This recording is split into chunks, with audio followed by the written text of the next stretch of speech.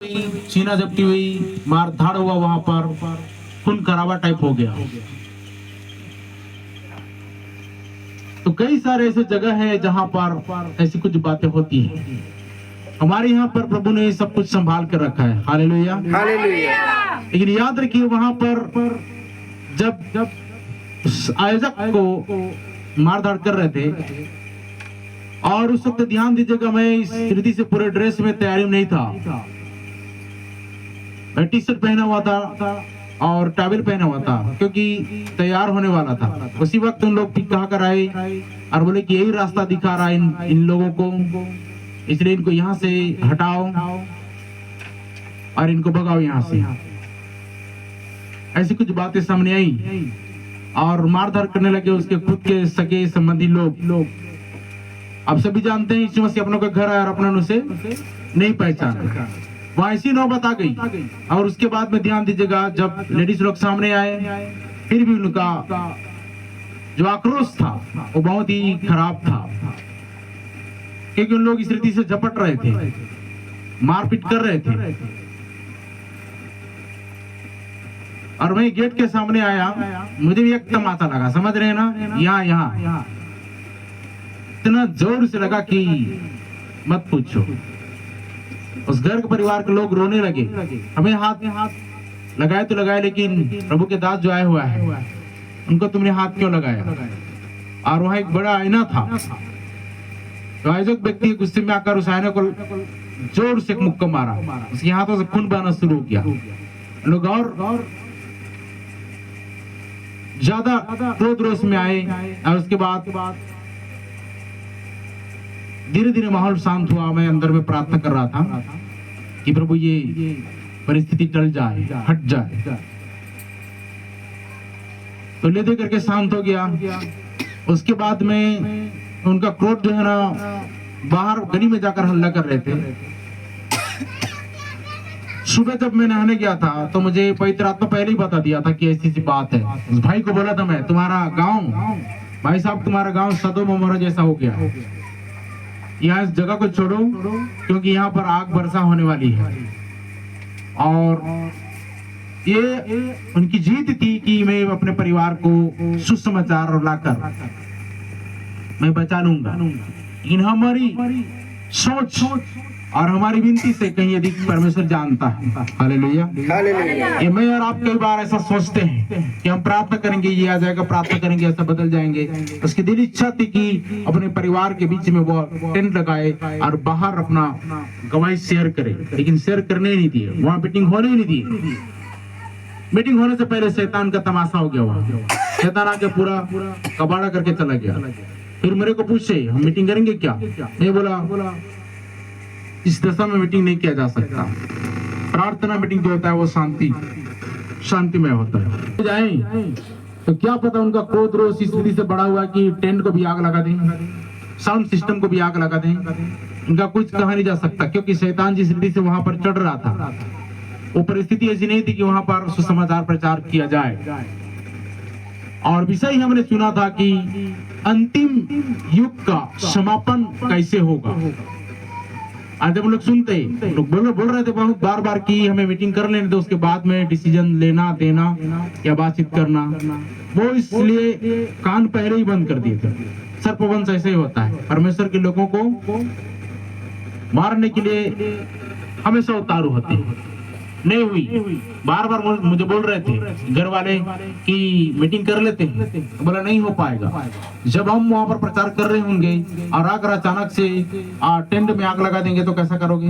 लेनी की देनी पड़ जाएगी। इसलिए मैं बोला टेंट वाले को वापस बुलाओ और जितना हुआ है जितना वो चार्ज लेगा, जितना का था 1500-2000 का, उसको पैड कर दो, डील कर लेना उनसे कि हमने कुछ भी नहीं किया है, मीटिंग प्रार्थना दो नहीं किए हैं, जैसा बुलाया गया था वैसा ही वापस ले जाओ करके आया। डील किया गया और वो करीबन 1000 रुपए में मान गया। अगर ऐसा होता तो क्या पता बहुत ज्यादा क्रोध रोष में। तो ध्यान दीजिएगा, मैं आपको कुछ बताने के लिए अपराध। आप सभी जानते हैं कि जब आप मोबाइल चलाते हैं तो उसमें अधिकतर फोटो वीडियो ज्यादा अपलोड होता है। व्हाट्सएप इन सारा चीज होता है तो क्या होता है जानते हैं आप, स्लो मोशन में काम करना शुरू कर देता है। जिसको टच करोगे वो उधर जाता है, दूसरा सिस्टम ऑटोमेटिक चालू हो जाता है। ये क्यों? मतलब हैंग मारता है। क्या मारता है? प्रिय भाई बहन ध्यान दीजिएगा, और प्रभु की दुल्हन अर्थात प्रभु की कलीसिया, आज इस बात को आप जान लीजिए। जिस रीति से हम कुछ साल चलाते हैं और मोबाइल हैंग होना शुरू हो जाता है और उसके बाद इसको फॉर्मेटिंग की जरूरत पड़ती है और अपडेटिंग की जरूरत पड़ती है, तो परमेश्वर की नजर में पृथ्वी भी वैसी हो चुकी है। पृथ्वी में वायरस फैल गया, पृथ्वी में गुनाह हो गया, पृथ्वी में पाप अपराध होना शुरू हो गया और पृथ्वी 2000 साल में इसका हैंगिंग प्रोग्राम शुरू हो जाता है।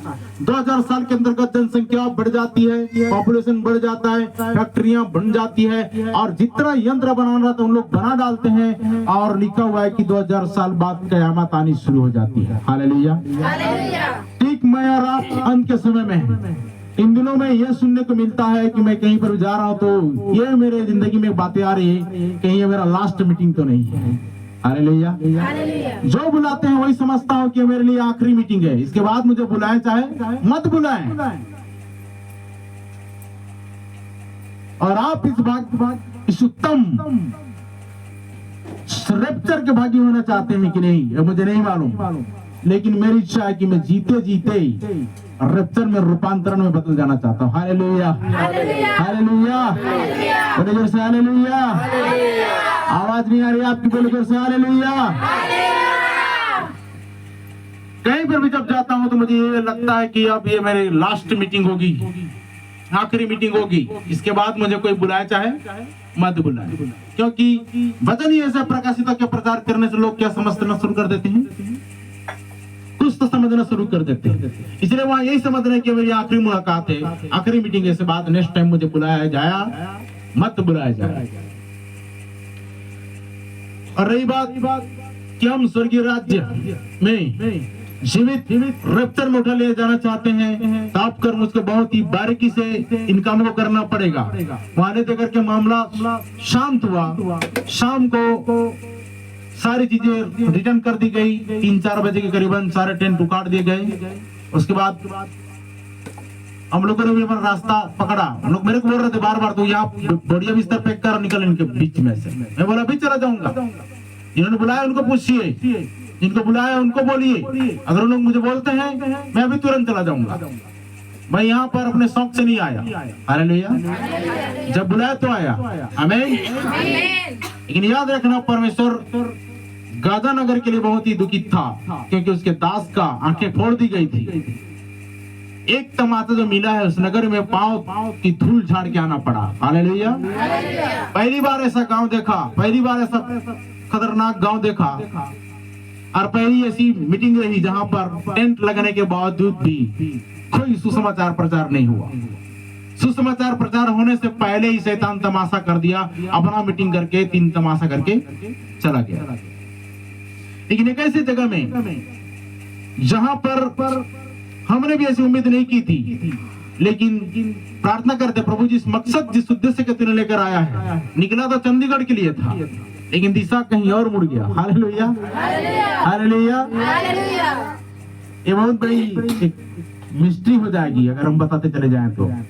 एक ऐसे परिवार जिन्होंने कई साल बोलते हैं कि हम बचपन से प्रभु में हैं,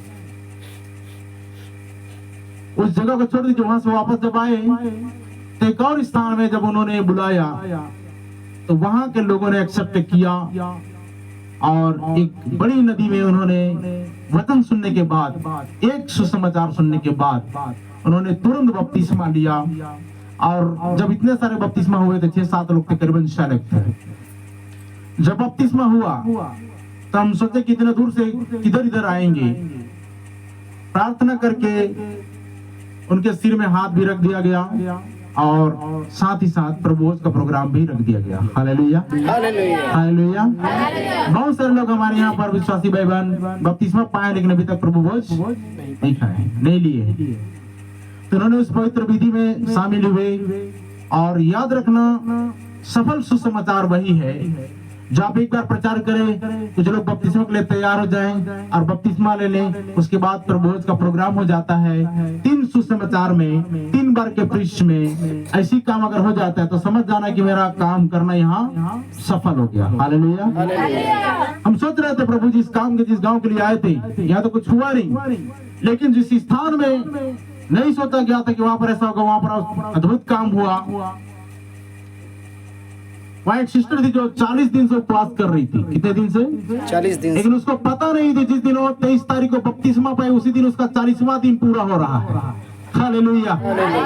अरे खुशी की बात नहीं क्या? एक चमत्कार नहीं क्या? उसको पता भी नहीं था 23वां दिन जब वो बपतिस्मा पाई, 23वां दिन उसका 40वां दिन कंप्लीट था। तो 40 दिन में प्रभु ऐसा उनकी जिंदगी में अद्भुत काम कर दिया, उसको एक उद्धार का उपहार दे दिया। Hallelujah, hallelujah, hallelujah, hallelujah. तो समझ में आ रहा है पृथ्वी फिर से क्या मार रही है? हैंग मार रही है। आप परमेश्वर को इसको उल्टा पलटी करने का समय आ गया है। आप जब आपको मोबाइल खराब होता है तो अपडेट कराते हैं या फॉर्मेट पर आते हैं, उसके बाद या फिर उस मोबाइल को चेंज कर देते हैं। ठीक उस रीति से परमेश्वर इस पृथ्वी को चेंज करने जा रहा है। ये आप और मैं एकदम एंडिंग टाइम में है, एकदम अंत के करीब में है। महासंकट काल इधर आरंभ हुआ, चालू हुई और उसके बाद में इधर कलीसिया रफ्तार में जाएगी। दुल्हन सिर्फ दुल्हन, सारे चर्चेस नहीं। और याद रखना जितने मार का पिष्ट जो है ये सारे संस्था वाले, जितने रजिस्ट्रेशन वाले, ये सब गवर्नमेंट के नजर में जा रहे हैं। और गवर्नमेंट के नजर में जो गया उसने पशु की छाप लिया। आप और मैं इसको बदल नहीं सकते। बहुत बड़े बड़े पास्टर खुश हो रहे हैं, हमारे कार का चालान कट गया, हमारे मिनिस्ट्री की चालान कट गई, हमारे मिनिस्ट्री का संस्था रजिस्ट्रेशन हो चुका। भूल में पड़े इस बात की, क्योंकि परमेश्वर कभी संस्थागत नहीं हुआ। Hallelujah, hallelujah. उस क्षेत्र में इतने बड़े बड़े चर्च, इतने बड़े बड़े आलीशान बिल्डिंग, वो चर्च नहीं है, वो मामूली बिल्डिंग है। चर्च आप और मैं है। Hallelujah, hallelujah. हम जीते परमेश्वर के मंदिर हैं। आमीन, आमीन। याद रखना यीशु मसीह ने एक बार क्या कहा, सामरी स्त्री से जब बात कर रहा था तो वहां कुछ डिस्कशन में क्या सारी बातें हुई। क्या तुम समझते हो कि जो सुलेमान ने मंदिर बनाया यहाँ है? यीशु मसीह ने क्या कहा, न तो तुम उस आराधनालय में आराधना करोगे और न किसी और जगह में, लेकिन लिखा है हर समय पेड़ की छांव में कलीसिया, जहां 2 या 3 मेरे नाम पर एकत्रित होते हैं उनका बीच में उपस्थित होता हो। हालेलुया, ये चर्च है। आमीन। सब चीज तब्दीली में आ गई, बदली आ गई। तो कहने का मतलब यह है कि परमेश्वर के नजर में पृथ्वी अब हैंग मारना शुरू कर दी है। पृथ्वी पाप के बोझ से लद चुकी है। अब इसका अपडेशन का प्रक्रिया होना शुरू हो गया। अंत के समय में जब हम काम कर रहे हैं और जब इसका फॉर्मेट मारना चाह रहा है परमेश्वर, तो उससे पहले जितना लोग बचना चाहते हैं बचा लो। अपने घर परिवार कुटुंब खानदान जितने भी लोग हैं आह्वान दो। लास्ट संदेश, जब मैं वापस उधर से आया तो एक परिवार ने मुझे कहीं और नहीं इसी रायगढ़ में मुझे उतारा अपने घर में। ध्यान से सुनना। और कौन सा परिवार है आपको मैं बता दूंगा। तो उन्होंने जब बुलाया अपने घर में तो हाँ एक बहन आई, उसने बोली कि मेरा 2 बच्चे हैं, लेकिन मेरा पति एक दूसरी पत्नी को ले आया जिसके 4 बच्चे हैं। समझ रहे हैं कितने बच्चे हैं? 4 बच्चे हैं, ले आइए। तो इसके लिए मैं बोला आप क्या चाहते हैं तो वो किसी रीति से छूट जाए। मैं बोला ये पान खाने वाली बात नहीं है। समझ में आ रहा है? आपका दुख मैं समझ सकता हूँ। उसके अंदर में रोष भाव थी क्या कि मैं चाहती हूँ कि मर जाए। मैं बोला ऐसा नहीं हो सकता कभी भी। आप एक दिन में ऐसा चाहेंगे तो नहीं हो पाएगा, कम से कम 3 महीने लगेंगे। आप प्रभु को एक्सेप्ट कीजिए। आप मूर्ति पूजा करती हैं, इधर उधर से इधर आइए और हम प्रार्थना करेंगे। 3 महीना 4 महीने लगेगा, क्योंकि नदी जो बढ़ी हुई है वो तुरंत ही जमीन नहीं सोख देती। उसको उतरने में, उसको डाउन होने में बहुत ही टाइम लगता है। आपकी परेशानी भी वैसी है। ऐसे करके उसको मैंने समझाया। तो आपको देखिए, और बपतिस्मा के बारे में ध्यान से सुनना। बहुत से लोगों के अंदर में गलतफहमी है, बहुत से लोगों के अंदर में बहुत सारे चर्चे ऐसा सिखाते हैं कि पहले जान तो लो, सुन तो लो, सीख तो लो, समझ लो, उसके बाद 2 साल 3 साल बाद क्या करना, बपतिस्मा लेना। ये टोटल वचन के खिलाफ है। ध्यान से सुनिए, आप जब अपना पाप का एहसास किए, आपको अपना पाप का अनुभव हुआ और आपको पाप की क्षमा चाहिए, ये सबसे बड़ा उद्धार है। शादी ब्याह, पत्नी, बच्चे, परिवार, गांव, समाज, इन सबसे बढ़कर एक चीज है इंसान की जिंदगी में, वो है उसका उद्धार। Hallelujah, hallelujah. सबसे बड़ी चीज है इंसान का उद्धार पाना। और बहुत सारे लोग उद्धार को नहीं पा करके किसी और चीज को सेलेक्ट करते हैं और उन चीजों में चले जाते हैं। बहुत सारे चर्चे साथ वैसे ही कर रहे हैं, बहुतों को बपतिस्मा नहीं दे रहे हैं, बहुतों को बपतिस्मा नहीं दे रहे हैं। क्यों? किस लिए नहीं दे रहे हैं? और बहुत सारे लोग भी नहीं ले रहे हैं डर के मारे। क्यों जानते हैं? एक और परिवार में जब उस रीति से बुलाया गया, वहां से जब हम लोग बात करके आए, प्रार्थना करके आए, और एक और परिवार में तुरंत उन्होंने हमें क्या किया, बुलाया। बोलते कि बहुत दिनों से आपको देखने की इच्छा थी, बहुत दिनों से आप हमारे घर में आने के बुलाना चाह रहे थे, लेकिन आज आप पहली बार मुलाकात हुआ है, इसलिए आइए। वहां पर बैठे और जब हम चर्चा कर रहे थे, एक और स्त्री आई, एक स्त्री आई और बोलती थी कि मैं भी बहुत दिन से मानती हूँ, लेकिन अब नहीं जाती, अब तीजा पोरा उपवास करती हूँ, व्रत करती हूँ, करवा चौथ रखती हूँ। मैं बोला क्यों? प्रभु में क्या बुराई है, उसके रास्ते में क्या बुराई है, क्या खराबी है? तो उसने बोली कोई खराबी नहीं है, मैं बपतिस्मा ले चुकी, मैं प्रभु भोज खा चुकी, हमारे पति भी प्रभु भोज ले चुके और वो भी बपतिस्मा ले चुके और प्रभु खा चुके, ऐसा बोली उसने। और इधर के पास्टर का नाम ली सारंगढ़ साइड का, और उनके यहाँ हम जाते थे। अभी क्यों नहीं जा रही हैं? अभी वो सारा चीज संसारिकता में उतर गई। क्यों? जब वहां पर हम बैठे हुए थे, वो इस रीति से आई। देखिए, प्रभु का संदेश को देखना और प्रभु की अगुवाई को समझना।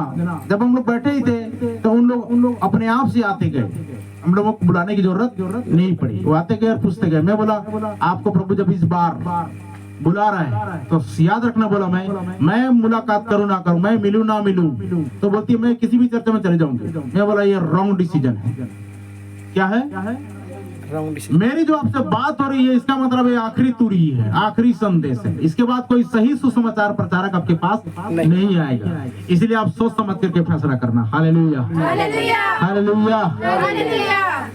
मैं बोला ये मेरी बातों को आप मजाक में मत लो, एकदम सीरियसली लो, और ये अंतिम शब्द है आपके लिए। बोला आप चर्च में आइए, तो उसने क्या बोली पता है? मैं आपके सारे चीजों को रिजेक्ट करता हूं बोल दिया वहीं पर। आपका बपतिस्मा, आपका प्रभु भोज, आपका इतने दिन की संगति, अगर असली में जड़ पकड़ जाती आप, असली में न्यू मजबूत हुआ रहता, आपका न्यू पूरा हिल रहा है बोल दिया उसको, आपका न्यू स्थिर नहीं है, वो शौक गई, ऐसा कैसे हो सकता है? मैं बोला वो बपतिस्मा है ही नहीं। वचन में हम क्या पढ़ते, वो सुसमाचार है ही नहीं। जिन बपतिस्मा को तुम मेरे पास लेकर आई और बोलती कि मेरे पास डिग्री है, मैं रिजेक्ट करता हूं उसको। बोला अगर वो बोलेंगे आप रिजेक्ट करने वाला होते कौन? हम परमेश्वर के बेटे हैं। Hallelujah, hallelujah. बाप ने अथॉरिटी दी है। आमीन। किसने अथॉरिटी दिया है? बाप ने। लिखा है कि ना? यीशु मसीह ने क्या बोला? अब से मैं तुम्हें दास नहीं कहूंगा। इस्राएल आज भी उसके दास है, लेकिन हम उसकी दुल्हन की श्रेणी में है। आमीन। जितने ने उसको ग्रहण किया, उन्होंने परमेश्वर के संतान होने का अधिकार मिला। हालेलुया। उन्होंने तो ठुकराया, लेकिन हमने क्या कर दिया? अपना लिया। उसने हमें चुन लिया, हमें अपना लिया। इसी को बोलते हैं जेंटाइल ब्राइड, मतलब अन्य जाति दुल्हन। ये प्रभु के विचार में हम थे, प्रभु की सोच में हम थे। जगत उत्पत्ति से पहले प्रभु की सोच में, प्रभु के ख्यालों में थे, प्रभु के विचार में थे कि ऐसी ऐसी परिस्थिति होगी। और प्रथम पौलुस को अन्य जाति दुल्हन के लिए पहला न्यू डालने के लिए बोला गया। उसने नींव डाली इफिसुस काल में जाकर, इफिसुस में जाकर, स्मुरना में जाकर, और त्रिगमुन में जाकर, थुआतीरा में जाकर, सरदीस में जाकर, लौदीकिया में जाकर, फिलाडेल्फिया में जाकर सारे चर्चों का निर्माण करता वही हुआ। हालेलुया।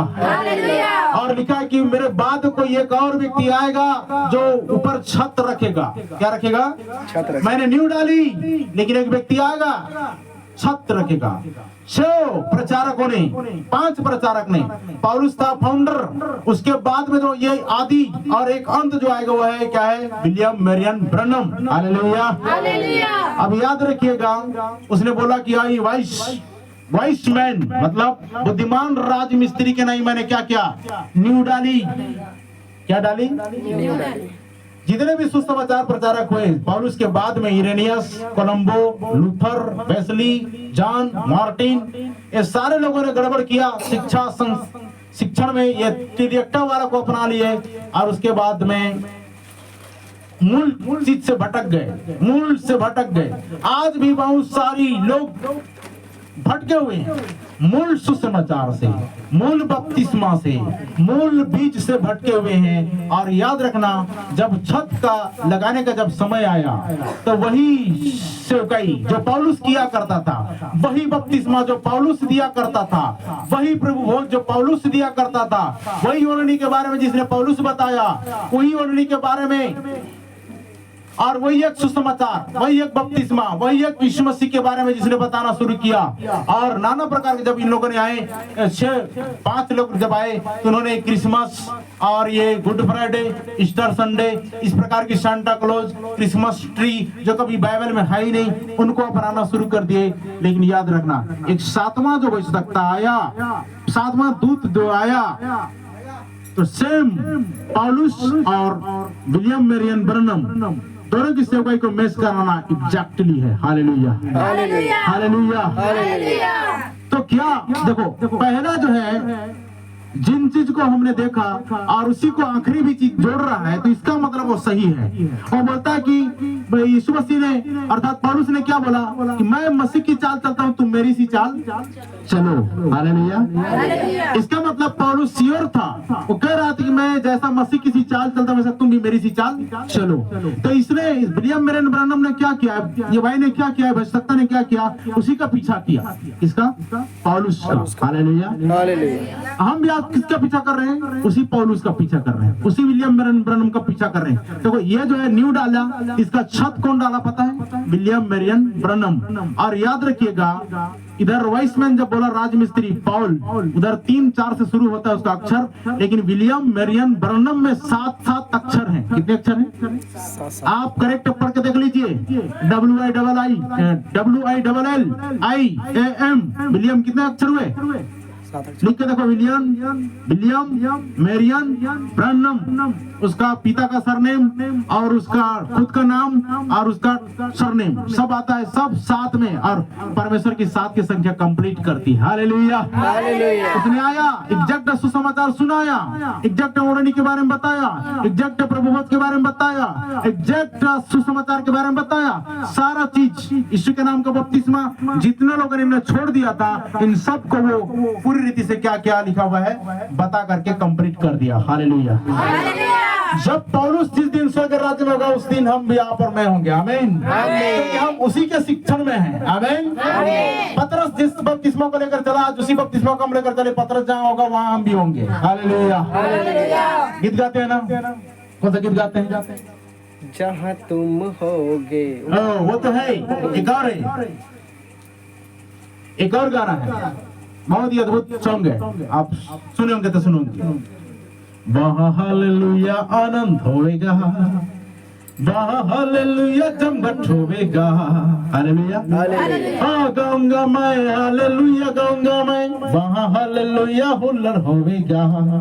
हालेलुया, जहाँ पीटर होएगा, जहाँ पॉल होएगा, ये सारे वहां होंगे तो हम भी और आप भी वही होंगे। आमीन।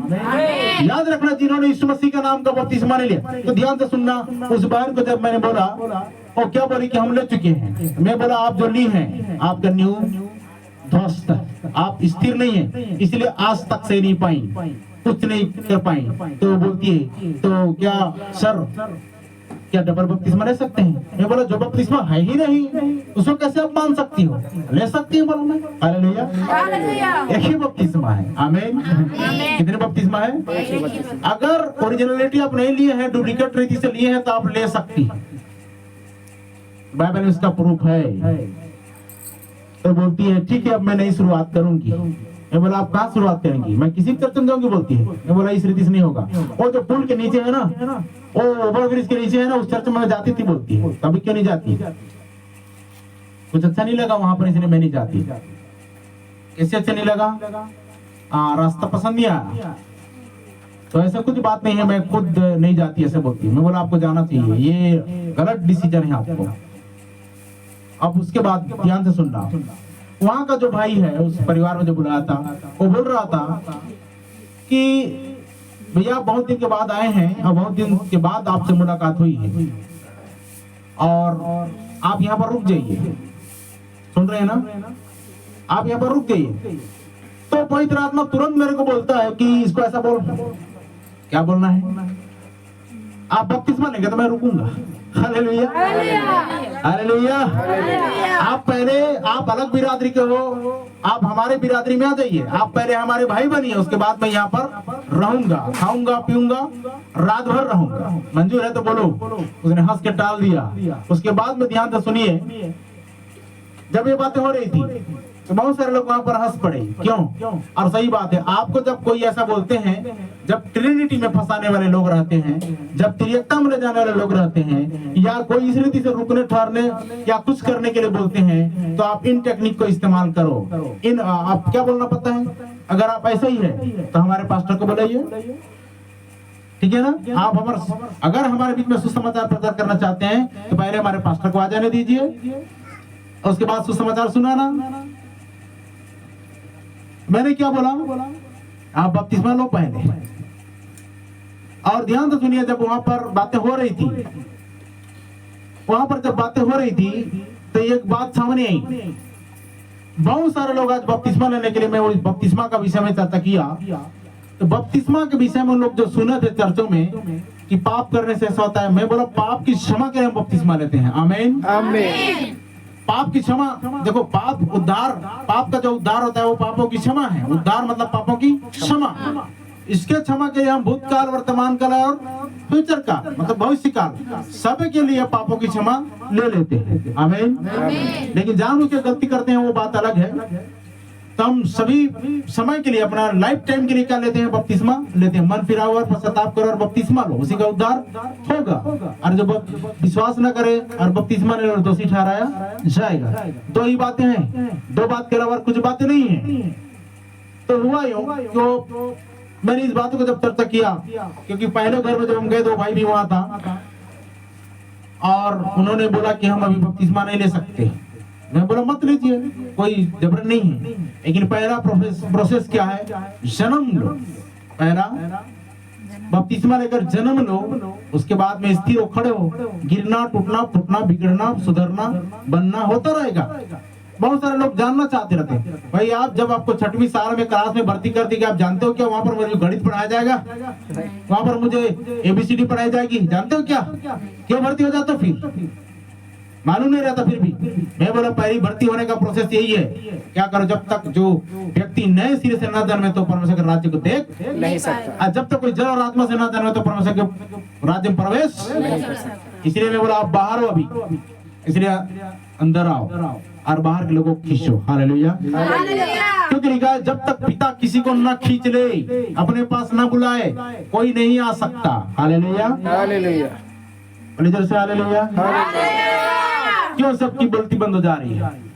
एंजॉय कीजिए थोड़ा सा, हम आ गए हैं। आमीन, आमीन। मैंने क्या बोला वहां पर? एक बात और ध्यान से सुनना, पवित्र आत्मा मुझे एक बात और सिखाया। जितने लोग बपतिस्मा नहीं लेना चाहते हैं इसका मतलब है कि अभी भी वो पापी में जीवन जीना चाहते हैं। सबसे बड़ा मुफ्त उपहार जो है इंसान का जिंदगी में जो आना रहता है वो उद्धार है। क्या है? उद्धार से बढ़कर कोई चीज नहीं है। पत्नी ना हो तो चल जाएगी, बच्चे ना हो तो चल जाएंगे, पति ना हो तो चल जाएगा, लेकिन जब तक लिखा है कि उद्धार नहीं पाओगे तो लिखा है क्या? मनुष्य सारे जगत को प्राप्त करे, अंत में प्राण की हानि उठाए तो उसे क्या लाभ? इन बातों का मैंने वहां पर जिक्र किया और उसका मुंडी नीचे हो गई। मैंने बोला कि अभी भी तुम पापी में जीवन जीना चाहते हो, पाप करना चाहते हो। ऐसा जब मैंने बोला तो उसकी पत्नी आती है, वो किचन में थी, कुछ बना रही थी, पकौड़े बना रही थी। उसके बाद आती है, बोलती भैया आपने सही बोला। मैं बोला आपके बोलने से पहले पवित्र आत्मा मुझे बोल दिया। Hallelujah, hallelujah. क्योंकि मुझे पता है ये ड्रिंक करता है ये व्यक्ति। तो क्या बोलती है उसकी पत्नी? क्या बोलती है? भैया आपने सही बोला, ये अभी भी शराब को छूट जाएगा करके बपतिस्मा नहीं ले रहे। क्या कर? मैं बोला वो सड़ाहट जिंदगी तुमको पसंद है, लेकिन उद्धार पाना पसंद नहीं है। उस बात को बोला मैं, आप विश्वास में बने रहिए, जरूर एक दिन प्रभु काम करेगा। आमीन, आमीन।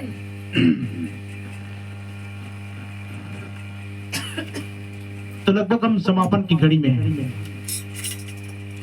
और पृथ्वी हैंग मार रही है परमेश्वर की नजर में।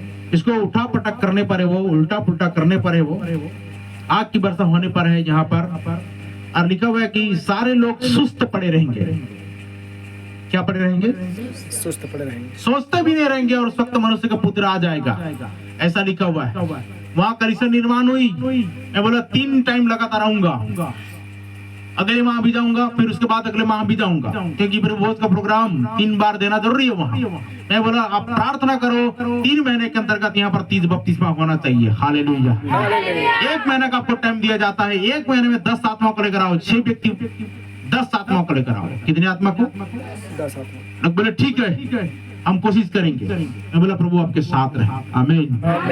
3 बार के प्रभु होश तक हम 30 बपतिस्मा करेंगे करके उन्होंने क्या किया है। क्योंकि ये सुसमाचार जब सुनकर उनकी आंखें जब खुली तो उन्होंने बोला कि अब हमें बपतिस्मा लेने में क्या रोक।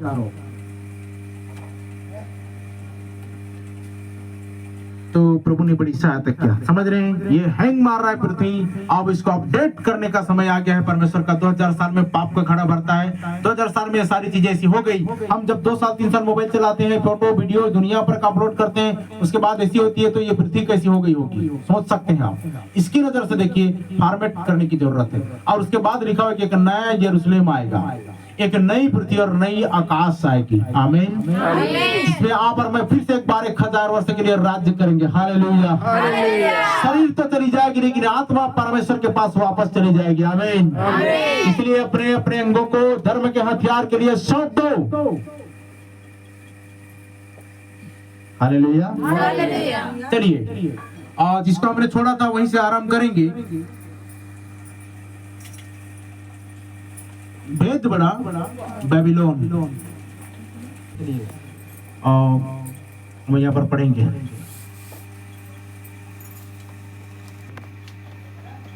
प्रकाशित अध्याय 6 और उसका 1 पद। प्रकाशित अध्याय 6 और उसका 1 पद पढ़िए। फिर मैंने देखा कि मेमने ने उन 7 मोहरों में से एक को खोला। हाँ। और उन 4 प्राणियों में से एक गर्जन का सा शब्द हुआ सुना। गर्जन का सा शब्द सुना। मैंने दृष्टि की, देखो एक श्वेत घोड़ा है, एक श्वेत घोड़ा है, और उसका सवार धनुष लिए हुए है, उसका सवार धनुष लिए है, और उसे एक मुकुट दिया गया, और उसे एक मुकुट दिया गया, और वह जय करता हुआ निकला कि और भी जय प्राप्त करे। वो जय करता हुआ निकला कि और भी जय प्राप्त करे। जब तूने हमारे लिए जैसे ओरिजिनल सेव कर रखा, हम तेरा धन्यवाद करते हैं। प्यारे पिता परमेश्वर, तूने हमें उस स्थान से और कहा कि उसमें से बाहर निकल आओ, तब मैं तुमको शुद्ध करूंगा और ग्रहण करूंगा। प्यारे पिता धन्यवाद करते हैं, हम तेरी आवाज को सुनकर तेरी भीड़ में से थे, इसलिए तूने हमें बाहर निकाला और इस बात की गवाही देने के लिए पिता, प्यारे पिता परमेश्वर, तूने हमारी हमसे महिमा ली है। इस बात के लिए हम आपका धन्यवाद करते हैं। धन्यवाद यीशु मसीह के नाम से मांगते हैं। Hallelujah, hallelujah, hallelujah, hallelujah. सभी तैयार हैं? यस। आवाज आ रही है? क्या करते हुए पाए? सुसमाचार प्रचार, प्रार्थना करते, वचन पढ़ते, आराधना करते, किसी को सिखाते समझाते हुए पाए तो आप धन्य हो, अन्यथा आप पीछे रह जाओगे। इसलिए जितना अधिक हो सके आप इस सुसमाचार में अपना जीवन का दांव लगाइए और काम कीजिए। तो भेद बड़ा बाबुल पार्ट 4 में आप और मैं देखने जा रहे हैं। यहाँ लिखा हुआ है कि 4 घोड़े आते हैं। कितने घोड़े? 4 घोड़े। लिखा है ना 6 अध्याय प्रकाशिता की पुस्तक 1 पद में लिखा है कि 4 घोड़े आते हैं और चारों बाबेल की शिक्षण को लेकर आगे बढ़ते हैं। इसकी शिक्षण को? बाबेल के शिक्षण। ये 4 घोड़े जो आते हैं, ये चारों घोड़े बाबेल की शिक्षण को लेकर आगे बढ़ते हैं। आपने समझ रहे हैं ना? हेलो, भेद बड़ा बेबीलोन में ये बाबेल की जो शिक्षा है ये कहां से आरंभ हुई? आप सभी जानते हैं सिनार देश से आरंभ हुआ, फिर बाबेल पड़ा, बाबेल के बाद में उसको थोड़ा आधुनिकता में लाकर रख दे गया, वो बेबीलोन पड़ा। क्या पड़ा? बेबीलोन पड़ा। तो ये इसका अब आइए देखते हैं जकरिया 6 अध्याय उसका 1 से 8 पद में दोनों को देखते हैं तो क्या पता चलता है। इसका कहीं ना कहीं तो जोड़ है। पढ़िए। हाँ देखिए, अब पृष्ठ बता दो भाई। मैंने फिर आंखें उठाई, क्या देखा कि अरे जकरिया क्या देख रहा है कि 2 पहाड़ों के बीच से 2 पहाड़ों के बीच से 4 रथ चले आते हैं। देखिए कितने रथ? 4 रथ। अब यहाँ देखिए जकरिया और प्रकाशिता की पुस्तक कैसे मैच कर रही है। तो लिखा है जकरिया में जकरिया पुस्तकता देख रहा है। अरे जकरिया की जो पुस्तक है पुराने नियम का प्रकाशन बुक है, प्रकाशन की पुस्तक है। हालेलुया। और इधर हम जाएंगे तो नया नियम में प्रकाशित के प्रकाशन की पुस्तक है। आमीन। समझ रहे हैं? यहाँ देखो जकरिया क्या देखा? 4 रथ आ रहे हैं। कितने रथ? 4 रथ आ रहे हैं। उस वक्त जब ये देखा अंतिम युग की बातों को, इधर यूहन्ना उसको डिक्लेयर कर रहा है और यहाँ पर वो देख रहा है 4 घोड़े आ रहे हैं। कितने घोड़े? दोनों मैच कर रहा है कि नहीं कर रहा है? ठीक है, आगे बढ़िए।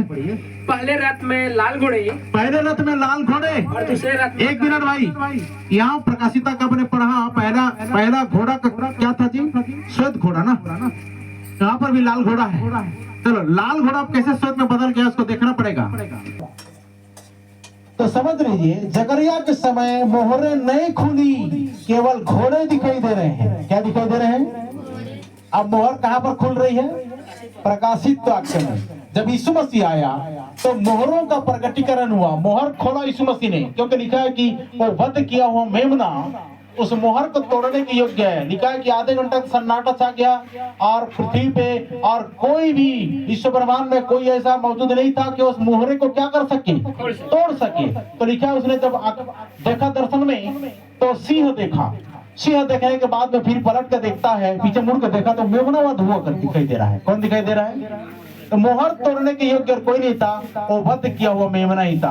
उसको मेमना बना पड़ा, वध होकर मेमना बनना पड़ा। और वही यहूदा का तरह सिंह, पहले जब बातें सिंह, पीछे पलट के देखता तो मेमना है। तो मेमना किसी रीति से तोड़ नहीं सकता। मेमना नम्र प्राणी है और इस सिंह को ही तोड़ना है। हालेलुया। इसलिए वहां पर देखता है वो ये कोई सिंह है। तो यहाँ पर देखिएगा ये मोहरें नहीं खुली, केवल घोड़े दिखाई दे रहे हैं। प्रकाशित वाक्य में मोहरें भी दिख रही हैं। आमीन। यहाँ मोहर नहीं दिख रही है, कहाँ? जकरिया में। प्रकाशित वाक्य में मोहरें भी दिखाई दे रही है। तो चलिए पढ़ते हैं। घोड़े देखकर लोग मानते हैं कि अभी तक यह नहीं आई है। ऐसा मानते हैं ना? कोई स्वर्ग से घोड़ा आएगा, क्या आएगा? रथ गाड़ी आएगी, ऐसा लोग मानते हैं। देखो कैसा इमेजिन करते हैं। इसलिए इसको छूते नहीं, प्रकाशिता का प्रचार करते ही नहीं। सिर्फ चंगाई, छुटकारा, आशीष, अभिषेक इन्हीं पर लटके हुए हैं। अरे आप पर मैं कहा हूं, आप काल में हैं। इन लोग अभी भी जमीन स्तर में हैं। इस जमीन स्तर में अभी भी लोग हैं और हम तो ऊंचे उड़ रहे हैं आकाश में। आमीन। कितना ऊंचाई में परमेश्वर ने आपको लेकर गया है। दोस्त बोलिए चर्च हालेलुया। सब सोचते हैं अभी प्रकाशित वाक्य शुरू नहीं हुई है। क्या शुरू नहीं हुई है? क्या हो गए हैं? और लिखा हुआ है कि उनकी आंखों को क्या कर? मन को मोटा और आंखों को भारी कर। कहीं ऐसा ना हो जो देखें और समझे और फिरे और मैं उन्हें चंगा करूं। परमेश्वर ने भारी नींद में आज तक डाल रखा है। पर आपको मालूम होना चाहिए कि किताब कितना अध्याय पूरी हो चुकी है, कितनी बाकी है। आमीन।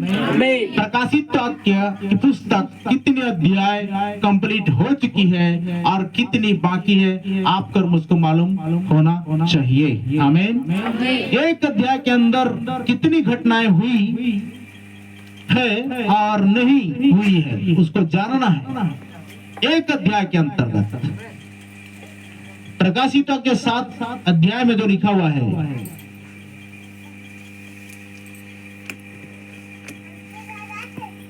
1,44,000 मिलते हैं 7 अध्याय में। है कि नहीं है? कहां पर पढ़िए? पर मुहर दी गई, जिन पर मुहर दी गई, मैंने उनकी गिनती सुनी, मैंने उनकी गिनती सुनी। अर्थात इसराइल की संतानों के सब गोत्रों में से। और देखो, इसराइल की संतान में से सब गोत्र। इसराइल कौन है? इसराइल किसका नाम पड़ा? याकूब। याकूब को परमेश्वर ने नाम दिया इसराइल। इसराइल के 12 पुत्र। इसराइल राष्ट्र बन गया। वो इसराइल छोटा था लेकिन राष्ट्र बना तो लिखा इसराइल के सारे गोत्र में यहोशू ने उनको भाग भाग करके दे दिया। आप और मैं आज यहोशू के काल में है। किसके काल में है? बंटवारे के काल में है। वो मिस्र की गुलामी समाप्त हो गई, बंटवारे के काल में है। यहोशू की सेवकाई में आप और मैं बैठे हुए हैं। हालेलुया। मूसा सिर्फ उनको सिर्फ रास्ता दिखाने वाले बना, लेकिन बंटवारा देने वाला बना तो है यहोशू। ठीक उस रीति थी, यीशु मसीह ने पाप की गुलामी से आजाद किया और इधर पवित्र आत्मा बंटवारा दे रहा है। आमीन। सारी सेवकाई डबल है, याद रखना। इसको आपको मुझको समझना पड़ेगा, नहीं तो आप चुप जाओगे बड़ी आसानी से। तो 7 अध्याय में लिखा हुआ है कि 1,44,000 में मुहर लगी। मात्र 12 गोत्र में से 12 सब गोत्रों में से 144, 1,44,000 पर मुहर लगी। केवल इसराइल में जब चले जाओगे तो वापस जब प्रभु मुड़ेगा तो मात्र 1,44,000 पर ही मुहर लगेगी, बाकी सब गिनती नहीं है, रह जाएंगे। अब वो क्यों, वो पता नहीं, लेकिन अन्य जाति दुल्हन में इतने सारे काउंटिंग कोई अनगिनत है, यहाँ कोई गिनती नहीं है, अनगिनत है। आप और मैं, हमारे लिए इतनी ज्यादा परमेश्वर ने क्या कर दिया है, अपने आप को इतना ज्यादा खोल दिया, अपने आप को इतना ज्यादा प्रकट कर दिया, अपने आप को आपके लिए इतना न्यौछावर कर दिया। आप उसकी खून से भी, आप उसके जीवन से भी बढ़कर कीमती है। आमीन। हालेलुया। उसने क्या बोला कि मैं अपने आप को शून्य कर दिया और दास का स्वरूप धारण किया और अपने आप को कलीसिया को दे दिया। हालेलुया। पता है आपने उसका खून कितनी कीमती थी? क्रूस पर लहूलुहान हो गया, खून को भी अपने वश में रखने की वस्तु नहीं समझा। आज लोग अंगूठी देते हैं, क्या करोगे अंगूठी का? समाधि में लेकर जाओगे? कुछ लेके जाने वाले नहीं हो। परमेश्वर इतना ज्यादा आपसे प्यार करता है, उसने अपना जान की कीमत चुका दी, अपना बहुमूल्य लहू दे दिया, उसके बाद अपना प्राण भी त्याग दिए ताकि आपको जीवन मिल जाए। आमीन। सोच सकते हैं कि आपके और मेरे लिए कितना बड़ा सौभाग्य है। वो इतना बड़ा इसराइलियों के लिए जो निर्णय हुआ वो आपके और मेरे लिए हुआ, अन्य जातियों के लिए। हालेलुया। आगे देखते हैं और ठीक उसी रीति से 14 अध्याय में चले जाइए जी। वह मेमना सिय्योन पहाड़ पर खड़ा है। हाँ। और उसके साथ 1,44,000 जन है। देखें, 7 अध्याय में भी लिखा है और 14 अध्याय में भी लिखा है। ये दोनों अध्याय सेम टू सेम है। कहने का मतलब एक ही दिशा में लेकर के जाते हैं, एक ही दिशा में दोनों अध्याय लेकर जाते हैं। 12 गोत्र में से 12,000 निकालेंगे तो 1,44,000 मिलते हैं गोत्र पर उसका और उसके पिता का नाम लिखा हुआ। और जहाँ कहीं पर भी गोत्र का नाम आया, गोत्र मतलब है सिर्फ यहूदियों से आते हैं। किधर से आते हैं? यहूदियों से। हालेलुया। आपका कंसंट्रेशन इधर रहना चाहिए, यहाँ से ध्यान भटकाए मतलब वचन को एक भी समझ नहीं पाओगे। उस दिन तो हम लोग निकल पाए वहां जहां पर विरोध हुआ, जहां पर लड़ाई झगड़े हुए, जहां पर हमें भी एक पड़ा, वहां हम लोग निकल नहीं पाए। शाम को ऐसी सिचुएशन नहीं थी कि निकल सके। बोलती है मैं बपतिस्मा ले ली तो भोज भी खाती हूँ, कुर्सी में बैठ गई और ये सारी बातें कर रही, तो मेरे को बोलती है कि आप अगर जान जाओगे कि मैं किस चीज के लिए यहाँ पर आई हूँ। तो मैंने उसको बोला अगर इस बात के लिए आई हो रात को 10 बजे तो कई कारण होगा। उसकी सास के साथ में वही हुई थी और बोली थी मैं सब जानती हूँ। वो बोल रही थी कि शैतान यहीं पर बैठा है और वो वचन को घुसने नहीं दे रहा है। बोला ऐसा क्यों? जो नीचे बैठे थे उसके मुंह की बदबू से परेशान हो रहे थे क्योंकि वो ड्रिंक करके आई हुई थी। और बोलती कि हमारे चर्च में तो हम आज पाप करके जाएं, शराब पीकर जाएं और उधर पाप की क्षमा ले लें। तो यही रोमन कैथोलिक का सिद्धांत है। याद रखना, दो चर्च मैंने बताए थे ना, एक वो जो मूर्ति पूजा करते हैं और एक वो जो आपस में मूर्ति पूजा नहीं करते। हालेलुया। बताइए, तीन परमेश्वर मान रहे हैं, 33 कोटि और 3 में क्या अंतर है? वही तो मूर्ति पूजा हो गया ना, है ना? एक परमेश्वर को 3 परमेश्वर विभाजित कर दिए हैं, पिता पुत्र पवित्र आत्मा, और 3 परमेश्वर करके मान रहे हैं और उनको समझ नहीं है। आओ हम बोल दिया मतलब परमेश्वर वहां। अच्छा ठीक है, एक और पूछना था भाई, यीशु का संदेश में सुन रहा था, वहां भी था, तो इन्होंने जो इस दिन चर्च में बताया बहुत ही अच्छा बात है। जब उसने बोला कि ये आदम फल खाकर हम में से किसी एक के समान हो गया है, किसके समान? ठीक है, हम में से किसी एक के समान हो गया है, तो कौन पापी हो गया था उधर? 3 में से कौन पापी हो गया है? आदम फल खा के पाप किया ना, पापी बना ना। तो जब उन लोग बोल रहे हैं, आप पूछना था कि तीनों में से कौन पापी है? पिता पुत्र पवित्र आत्मा, कौन पापी है? तो लिखा हम में से तीनों में से एक के समान हो गया है। तो किसके समान हो गया? यीशु के समान या पवित्र आत्मा के समान या परमेश्वर के समान? इसका मतलब आपके कहने का मतलब है कि तीनों में से कोई एक पापी है। यही है ना जी? सही बोल रहा हूँ, गलत बोल रहा हूँ? हालेलुया। पूछना था उनको, अगर वैसे जब इस रीति से बात जब करेंगे ना, हम में से किसी एक के समान हो गया है, फल करने के बाद आदम पापी हुआ, तो आप पूछना कि ये तीनों में से किसके समान हो गया है? क्योंकि तीनों में से तो इनको कोई पापी नहीं है। हालेलुया। वहीं पर पकड़ा जाएंगे। आप ऐसे कैसे बोलते? ठीक तो बोल रहा हूँ, आपके पास प्रश्न का उत्तर दे रहा हूँ। क्यों ऐसे बोलते हैं? अगर ऐसा ही करना है तो भाई उधर ही रहो ना, 33 कोटि मिलेंगे। 3 क्या? 3 की जगह में 33 कोटि मिलेंगे। 3 करके मिल जाएंगे। लेकिन आप पर मैं एक ही परमेश्वर बनेंगे। Hallelujah, hallelujah, hallelujah, hallelujah. चलिए आगे जाते हैं। गोत्र मतलब सिर्फ यहूदियों में से आते हैं। याकूब के 12 बेटा इसराइल बने।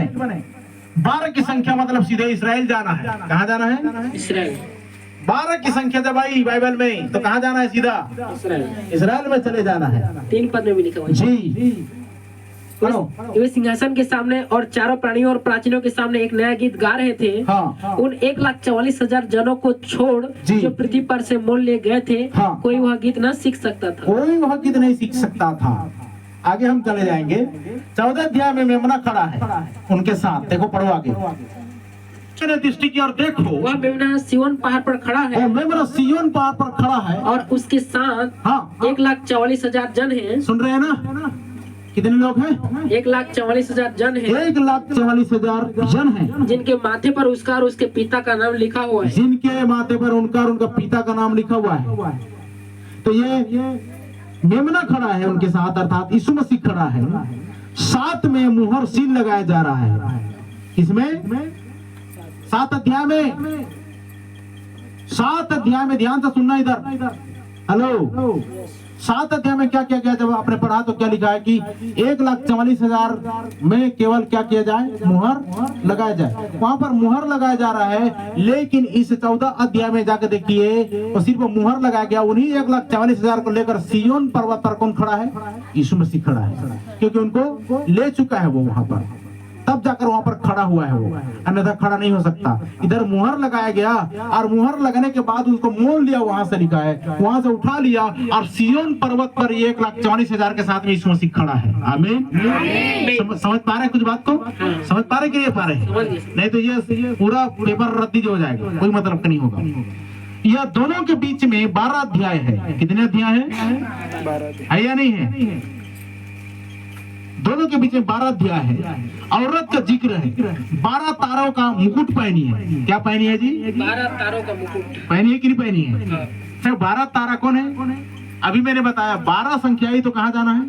इसराइल। तो 12 तारों का मुकुट पहनी है। क्या पहनी है? कौन पहनी है? वही रोमन कैथोलिक। नहीं, वो स्त्री पहनी है ना। ठीक है, बताता हूँ मैं। तो यह भी इसराइल से संबंधित है, यहूदी चर्च है। कौन सा चर्च है? यस। कुछ घटनाएं घटी है, कुछ होने वाली हैं। इनके बीच 10 अध्याय भी है। इसके अध्याय में क्या, कितने अध्याय बोला मैंने? 12 अध्याय है और 10 अध्याय है। इनके बीच 10 अध्याय भी आता है। ये बहुत ही महत्वपूर्ण है। अब प्रकाशितों के 10 अध्याय 6 पद पढ़िए। कुछ घटनाएं घटी है, कुछ घटनाएं बाकी है। पढ़िए अध्याय 10 उसका और जो 6 युगानुयुग जीवता है 10 का 6। हाँ। जो युगानुयुग जीता है और जिसने स्वर्ग को और जो कुछ उसमें है और जिसने स्वर्ग को और जो कुछ उसमें है और पृथ्वी को और जो कुछ उस पर है और पृथ्वी पर और जो कुछ उसमें है और समुद्र को और जो कुछ उसमें है और समुद्र और जो कुछ उसमें है सृजा सृजा उसी की शपथ खाकर कहा कहा। अब तो और देर न होगी। Hallelujah hallelujah hallelujah. हालेलुया। तो समझ में आ रहा है यहाँ समय खत्म होती है। क्यों? क्योंकि समय एक दिन शुरू हुआ है। समय समय समय टाइम। जैसे देखो हम यहाँ पर आरंभ किए 11:30 बजे या 11 बजे, अब इसको 2 बजे 2:30 बजे 3 बजे समय समापन करना है ना, एक समय है। ठीक उस रीति से यहाँ 10 अध्याय 6 पद में लिखा गया है समुद्र है जो कुछ उसमें है और पृथ्वी में और जो कुछ उसमें है, स्वर्ग में है जो कुछ उसमें है, सबका समापन की घड़ी है। समय यहाँ पर खत्म होता है, समय खत्म होता है, ये अब खत्म होगी। एक दिन शुरू हुआ है अब खत्म होगी। तो समय कब शुरू हुई? आप कर मेरे लिए पृथ्वी में समय कब शुरू हुई? समय के उस पार जाना है आपको मुझको। अब यहाँ से उधर से उस पार चले जाइए सेकंड आयाम में, सेकंड डायमेंशन में, और दूसरे आत्मा में चले जाइए आप शरीर को छोड़ करके। उधर टाइम का कोई महत्व नहीं है, उधर घड़ी का कोई महत्व नहीं है, उधर सूर्य चांद का कोई प्रयोजन नहीं है। ये सिर्फ पृथ्वी के लिए है। Hallelujah hallelujah. मैं इस रचना को जब सोचता हूँ तो आनंद विभोर उठता हूँ। क्या खुदा की रचना है जो इस रीति से आपको और मुझको क्या किया, उसने बनाया, इस पृथ्वी पर रखा, और इसी पृथ्वी के रहने के दौरान भी आपको और मुझको ये उद्धार का प्रोसेस को पूरा करना है। चलिए जब तक हम इधर चर्चा करते रहेंगे काफी देर हो जाएगा, आगे जाते हैं। समय कब शुरू हुआ? अदन की वाटिका में समय शुरू हुई। कहाँ पर? अदन के वाटिका में। एक था जीवन का वृक्ष, दूसरा था ज्ञान का वृक्ष। जीवन का वृक्ष खाएंगे तो हमेशा जिएंगे। क्या करेंगे? हमेशा जिएंगे। यहाँ है समय, यहाँ है समय। आपका समय कब शुरू हुआ? जिस दिन जन्म लिए, उसके बाद एक दिन खत्म है या नहीं है? है या नहीं है? आप इधर हो कि नहीं हो? अन्य चर्चों में जाकर आप लाख सिर पटक करके वहां पर पूछोगे ये चीज नहीं बताने वाला, तो बोलता हूँ आप बेशक जा सकते हो। और एक बात और बताना भूल रहा हूँ, जब मैं उन परिवार से मुलाकात करके आया, उसने बोली बहन ने कि आपने सही बोला भैया, ये दारू पीना छोड़ना नहीं चाहते हैं। मैं बोला क्या बोला? मैं बोला कि जो अभी भी पापी जीवन जीना चाहता है और पाप करना चाहता है, मतलब बपतिस्मा नहीं लेकर के आपने उसके अभिप्राय को टाल दे रहे हो। परमेश्वर का मुफ्त उपहार जो आपको सबसे कीमती चीज है इंसान का, वो है उद्धार। पति से बढ़कर, पत्नी से बढ़कर, बच्चे से बढ़कर, परिवार से बढ़कर, जमीन जायदाद से बढ़कर, वो पूरा ऑल वर्ल्ड से बढ़कर है वो उद्धार आपका। Hallelujah hallelujah. अगर जिस उद्धार को आप नहीं पाए तो आपका जीवन जीना यार व्यर्थ है। उद्धार पाना बहुत ही सबसे महत्वपूर्ण बात है। कुछ हो ना हो, सबसे ज्यादा जरूरी है उद्धार पाना। हालेलुया। मैंने उस भाई को बोला, पवित्र आत्मा जब मुझे बोला इसको ऐसा बोल, तो मैंने बोल दिया कि आप अभी भी पाप करना चाहते, इसलिए उद्धार पाना नहीं चाहते, बपतिस्मा लेना नहीं चाहते। इसका मतलब है कि और दारू पी लो थोड़ा सा, और व्यभिचार कर लूं थोड़ा सा, और नशा कर लूं थोड़ा सा, और ऐसा आराम कर लूं थोड़ा सा, गाली गलौज कर लूं, मार झपाट कर लूं, चोरी चकारी कर लूं। यही तो है ना। बपतिस्मा लेने के बाद उनको क्या सिखा दिया गया है कि तुम कुछ भी पाप नहीं कर सकते। गलती होगी, पाप नहीं होगा। हालेलुया। गलतियों की क्षमा है। जब इधर हम आते हैं, पश्चाताप करते हैं और कहते हैं प्रभु तो अपनी देह में से मुझे शामिल कर। लिखा है कि जब तक तुम में जीवन नहीं, जब तक तुम मेरा मांस और लहू नहीं पियो, तब तक तुम में जीवन नहीं आएगा। इसीलिए प्रभु का प्रोसेस पूरा करना बहुत ही जरूरी है। याद रखना, उसका दिन, तिथि, टाइम, समय सब कंप्लीट हो गया है। मैं इस बात की इंतजार कर रहा था। अब हम नहीं रुकेंगे, इन कामों को लगातार करेंगे। आमीन हालेलुया हालेलुया। अगर आप हैं मेरे साथ तैयार, कमर बांध कर आइए, उस बिल्डिंग को खड़ा करते हैं और उसके बाद में हर महीना प्रभु का प्रोग्राम रखते हैं। तैयार हो आप सभी? यस। नहीं तो हम दूसरी तरफ चले जाएंगे भाई। वही हो जाएगा कि इस्राएल को छोड़कर आप वो कहाँ चला गया? अन्य जाति में चला गया। यही हो जाएगा। प्रभु ऐसा ही कंप्लीट कर देगा। समझ में आ रहा है ना? जब मैं उधर गया था तो ध्यान से सुनना, जब ये सारी बातें हुई नाइट में, जब मैं सोया हुआ था, एक जबरदस्त दर्शन आया, स्वप्न दर्शन आया, और उसमें बोला गया एक मेरा बड़ा भाई है, उसने अपने खेत में, हमारे खुद के खेत में वो कुछ बीज बोने के लिए चला गया। क्या करने के लिए? बारिश का समय था और सौंधी सौंधी खुशबू थी, मतलब मिट्टी थोड़ी सी भीगी हुई थी, और मैं साइकिल में जा रहा था, क्या करके चलाते हुए जा रहा था इधर अपने तालाब की ओर, और वहां पर एक व्यक्ति है जो क्या बोलते हैं उसको, कांटा, मछली का कांटा लगा रहा है, उसने आया था और फिर से गया वो, तो मैं उसके पीछे पीछे जा रहा हूँ और बोल रहा हूँ कि हमारा बड़ा भाई इधर खेत तरफ गया है, मैं भी जा रहा हूँ। उसने बोल रहा है कि मैं यहाँ पर मछली पकड़ूंगा, उसको अभी तक एक भी नहीं पकड़ा था। मैं उसको क्या बोला पता है? इस बार डंडी डालो, इस बार ये अपना कांटा लगाओ और मछली जरूर आएगी। Hallelujah, hallelujah.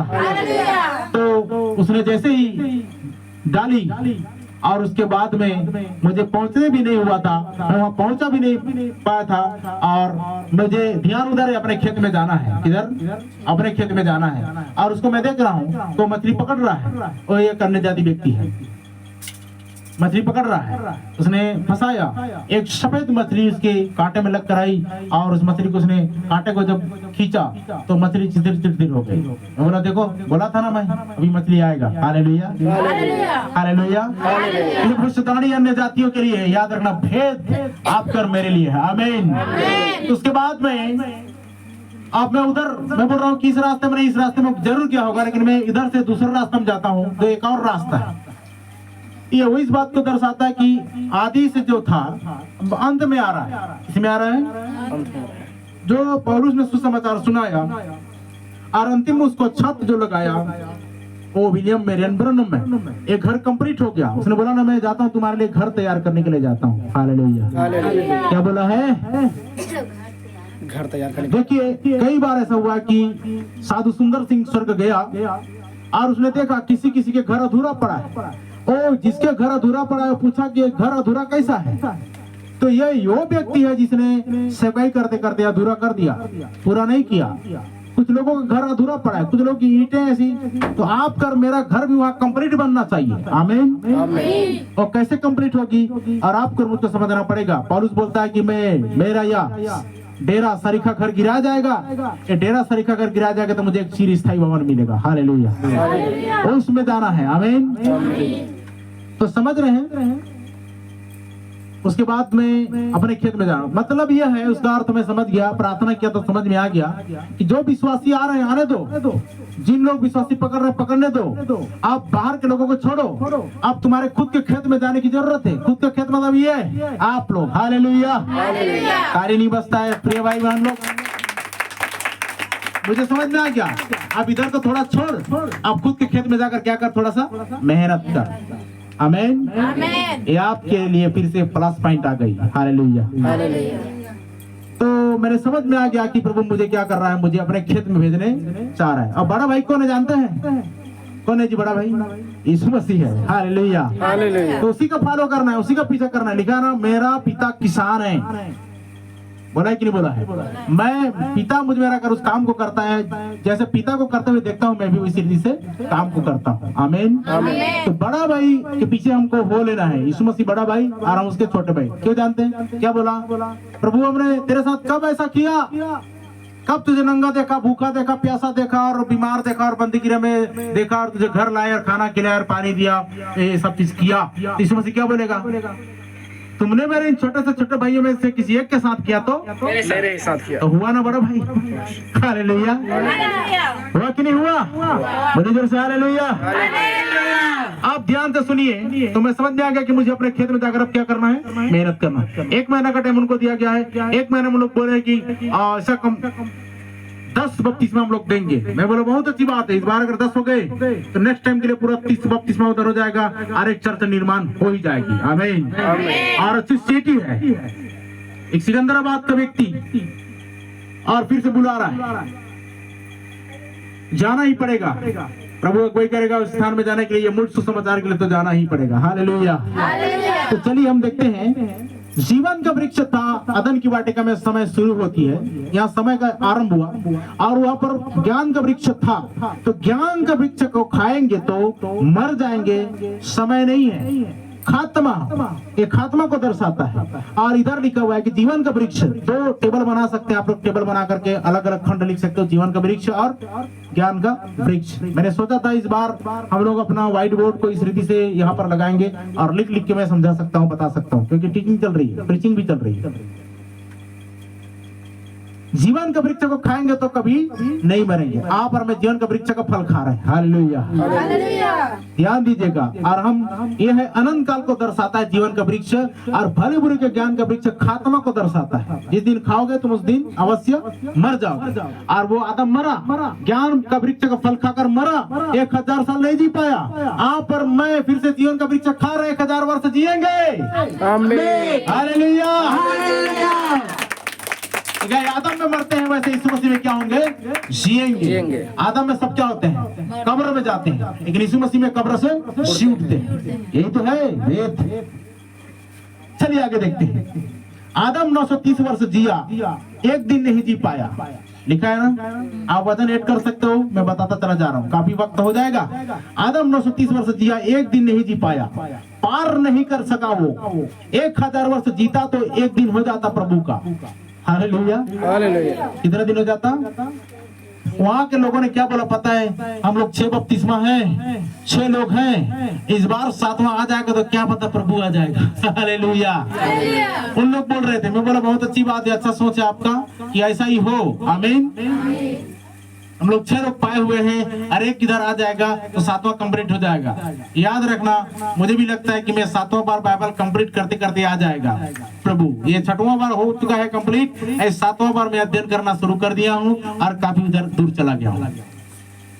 7वां बार मैं भी सोचता हूँ मेरे 7वां बार कंप्लीट करते करते प्रभु मेरे लिए आ जाए। हालेलुया। आत्मिकता में मर गया, शरीर में जिंदा है, आत्मा में प्रभु के साथ जी रहा था। किसके साथ? शरीर में मर गया, आत्मा में वो जी रहा था प्रभु के साथ में। अब आइए देखते हैं, हम शरीर से आत्मा में आते हैं कैसे? हम शरीर से आत्मा में आते हैं कैसे? जिन्होंने बपतिस्मा लिया अभी तक शरीर है कि नहीं है? यीशु मसीह ने निकोदेमुस को जब बोला तो वो इस जन्म की बात नहीं कर रहा था, बूढ़ा होकर फिर से वापस, क्योंकि बहुत सारे लोगों का बात वही है कि हम बूढ़े होंगे, मरेंगे, फिर उसके बाद फिर से किसी गर्भ में प्रवेश करेंगे और फिर से आएंगे। दोबारा तिबारा जन्म नहीं होता है। वो बोल रहा था दूसरे जन्म की बात, वो है आत्मा की जन्म की बात। हालेलुया। कि जब तक कोई मनुष्य नए सिरे से ना जन्मे और जब तक कोई जल और आत्मा से ना जन्मे तो परमेश्वर के राज्य में प्रवेश आप देख नहीं सकता। उसी जन्म की बात कर रहा था। तो लिखा हुआ है कि हम शरीर से आत्मा में आते हैं, शारीरिक रीति से देह उतार दी जाती है और आत्मा को हम रीति को पहनते हैं। जैसे लिखा है जिन्होंने मसीह बपतिस्मा उन्होंने यीशु मसीह को पहन लिया, मतलब पवित्र आत्मा को पहन लिया। तो यह है शरीर से आत्मा में आना, बपतिस्मा लेकर संगति करके। ठीक है, हम शरीर से आत्मा में आते हैं कैसे? बपतिस्मा लेकर संगति में। आमीन। आत्मा में बैठे होते हैं यहाँ पर। बगीचे से बाहर आया, समय शुरू, उम्र शुरू, समय शुरू हो गया, उम्र शुरू हो गई। उसका कैसे शुरू हुआ? 1 2 3 4 वहीं से आरंभ हो गई समय शुरुआत। आगे जाते हैं, देखिएगा। दिन वर्षों में बदलने लगी, इंसान उम्र के नीचे आ गया। आप और हम भी टाइम में बंधे हुए हैं, लिमिटेड हो गए, समय के अंदर, समय की पाबंदी में है। किसमें है? समय के अंदर बंधे रहने का मतलब है पाप के दुनिया में बंधे हुए हैं। किसकी दुनिया में? पाप की दुनिया छोड़ देंगे तो समय, टाइम सब खत्म हो जाएगा। हालेलुया। आत्मा शरीर से निकल कर जाती है तो समय के उस पार चली जाती है। हम 70 या 80 साल जी पाते हैं। प्रकाशित वाक्य भी 1 अध्याय के अंदर 2 अध्याय आ जाती है, कभी 4 अध्याय आ जाती है। बड़ी उलझन है यह किताब, समझ रहे हैं ना? कैसे पढ़ते हैं? कभी कभी प्रकाशित वाक्य भी 1 अध्याय के अंतर्गत 2 अध्याय जाती है और कभी 4 अध्याय के अंतर्गत भी आ जाती है। बड़ी उलझन भरी है यह किताब। इसे समझने के लिए सीक्वेंस में जाना बहुत ही जरूरी है। किसमें जाना जरूरी है? कतार में, सीक्वेंस बोलते हैं उसी को। कतार में जाना जरूरी है। आज्ञा पर आज्ञा, आज्ञा पर आज्ञा, नियम पर नियम, नियम पर नियम, नियम पर नियम, नियम पर नियम, थोड़ा यहाँ थोड़ा वहाँ। थोड़ा यहाँ थोड़ा वहाँ। समझ रहे हैं? थोड़ा यहाँ थोड़ा वहाँ। ये समझदार व्यक्ति ढूंढ के निकालेगा, ये बुद्धिमान व्यक्ति ढूंढकर निकालेगा। नहीं मेरा साथ बता दीजिए, आप पहले लिखिए, बाद में पढ़ना, उसको अध्ययन करना। यशायाह 28 अध्याय उसका 10 पद लिख ले रही है। विषय को आप सुन के जा रहे हो, आप घर में जाकर अध्ययन नहीं करते, इसलिए ये आपके दिमाग से चला जाता है, निकल जाता है। आप जाइए, लिख कर जाइए और उसको अध्ययन कीजिए कि क्या प्रभु के सेवक ने क्या बात बताई। आज हम चर्चा में क्या सीखे? आपका ये पौष्टिक आहार है, ये प्रोटीन है, विटामिन है, मिनरल, एंजाइम, जो कुछ आप कहते हो यहाँ वो सारा चीज मिल रहा है। Hallelujah, hallelujah. चलिए देखते हैं 10 अध्याय में समय खत्म होता है तो 11 अध्याय कहाँ जाती है? 10 अध्याय में समय खत्म होता है तो 11 अध्याय कहाँ जाती है? कौन सा अध्याय कहाँ जाती है? 11 अध्याय कहाँ जाती है? इस बात को आपको मुझको समझना पड़ेगा। 10 में हम अन्य जातियों का समय खत्म होता है। 10वें अध्याय में, प्रकाशित के 10वें अध्याय में हम जितने भी जंटाइल अर्थात अन्य जातियों का समय समाप्त हो जाता है। और 11 अध्याय में कहाँ चला जाता है इसको देखना पड़ेगा। 11 अध्याय में पूरा इस्राएल तरफ को समय चला जाता है। कहाँ चला जाता है? इस्राएल को जाता है समय। 11 अध्याय 1 से 3 पद पढ़िए। 11 का 1 से 3। फिर मुझे नापने के लिए एक सरकंडा दिया गया, फिर मुझे नापने के लिए एक सरकंडा दिया गया और किसी ने कहा, उठ, परमेश्वर के मंदिर और वेदी, परमेश्वर की मंदिर और वेदी को नाप, उसमें उपासना करने वालों को नाप, और उसमें उपासना करने वालों को नाप। और मंदिर के बाहर का आंगन छोड़ दे, मंदिर के बाहर का आंगन छोड़ दे, उसे मत नाप, क्योंकि वह अन्य जातियों को दिया गया है। इसको दिया गया है, अन्य जातियों को दिया गया है। अन्य जातियों को दिया गया है। और वे पवित्र नगर को 42 महीने तक रौंदेंगी। कितने महीने तक? 42। पवित्र नगर को 42 महीने तक रौंदेंगे। मैं अपने 2 गवाहों को यह अधिकार दूंगा, 3 तक मात्र जी, कि टाट ओढ़े हुए 1260 दिन तक, 1260 दिन और 42 महीने, दोनों को कैलकुलेट करके देखोगे 3.5 साल ही निकलेगा। भविष्यवाणी करें। कितने? 1260 दिन, 1260 दिन तक भविष्यवाणी करें। तो आप इनके जोड़ कर देखोगे, इन दिनों को 1260 दिन और 42 महीने, तो केवल 7 साल निकलते हैं। कितने साल? 7 साल। जब अन्य जाति कलीसिया 10 में जाती है, 4 घोड़ा 4 दिशा में जाती है, यह केवल 7 साल का समय उनके पास है। इनके पास, यहूदियों के पास। और उसमें भी बताया जाता है कि यहूदी में से यीशु मसीह था, उसने 3.5 साल की सेवकाई कर दी गई, 3.5 साल सेवकाई कर दिया। लेकिन वो अभिषिक्त पुरुष काटा जाएगा, बोला ना, वो यीशु मसीह को दर्शाता है जो दानियल में है, अभिषिक्त पुरुष काटा जाएगा। जब ऐसा समय पूरा हुआ तो इस बात को वशदक्ता बहुत अच्छी तरीके से बताते हैं कि 3.5 साल का सेवकाई उसने कर दिया है। अब मात्र कितने साल बचे? 3.5 साल। अरे विचित्र है ना। ये 7 साल का समय उनको चला जाता है। 4 घोड़ा 4 दिशा में जाती है। एक कयामत का समय है। क्या समय है? जकरिया 6 अध्याय 6 पद पढ़िए। जकरिया 6:6। उत्तर देश की ओर जाता है। देखो लिखा है ना, जिस रथ में काले घोड़े उत्तर दिशा की ओर जाता है। यहाँ से उत्तर दिशा किधर है? यहाँ से उत्तर दिशा किधर है? इधर पीछे। ठीक, आगे। और श्वेत घोड़े उनके पीछे पीछे चले जाते हैं। और श्वेत घोड़े उनके पीछे पीछे चले जा रहे हैं। और चितकबरे घोड़े दक्षिण देश की ओर जाते हैं। देखो लिखा है, चितकबरे घोड़े कहाँ? दक्षिण। आगे जी, हो गया 7 पढ़ो। ठीक है, पढ़ो। बादामी घोड़े ने निकल कर चाहा कि जाकर पृथ्वी पर फेरा करे। पृथ्वी पर फेरा करे। अतः दूत ने कहा, जाकर पृथ्वी पर फेरा करो। तब वे पृथ्वी पर फेरा करने लगे। 1 मिनट, अब प्रकाशित के 6:8 पढ़ो। यहाँ पर 2 दिशा लिखा है ना, इधर देखिए, पढ़िए। प्रकाशित के 6:8। की ओर देखो, एक पीला सा घोड़ा है, एक पीला सा घोड़ा है, और उसके सवार का नाम मृत्यु है, और उसकी सवार का नाम क्या है? मृत्यु है, मृत्यु है, और अधोलोक उसके पीछे पीछे है, और अधोलोक उसके पीछे पीछे है, पीछे है, और उन्हें पृथ्वी की 1/4 पर यह अधिकार दिया गया कि तलवार और अकाल और तलवार मरी और अकाल और मरी और पृथ्वी के वन पशुओं के द्वारा लोगों को मार डाले। मार डाले। तो एक ही कलर के घोड़े हैं। पीला घोड़ा हरा से मिला हुआ है, ये है ओरिजिनल बोलने से हरा रंग में आता है। पीला हरा से मिला हुआ है, ओरिजिनल में हरा रंग है। जकरिया 6:6 में इंग्लिश में क्या लिखा है, पढ़ो तो जी। हाँ, Which are therein go forth into the north country, and the white go forth after them. देखो लिखा है ना, क्या क्या लिखा है? The black horses which are therein go forth into the north, मतलब 4 दिशा बोलोगे। नॉर्थ मतलब क्या होता है? East west north south, east west north south, उत्तर दक्षिण पूर्व पश्चिम। अरे north country in the white go forth after them and the rich land, ये लिखा है ना, क्या लिखा है? The black horses which are therein go forth into the north country, and the white go forth after them, हाँ, and this land go forth toward ग्रीसलैंड, यही तो लिखा है ना। this land. इंग्लिश में ग्रीसलैंड लिखा हुआ है, ये हर रंग दर्शाता है। और ये क्या चीज का प्रतीक है? ताकतवर है, ताकतवर है। साउथ कंट्री, कौन सी कंट्री?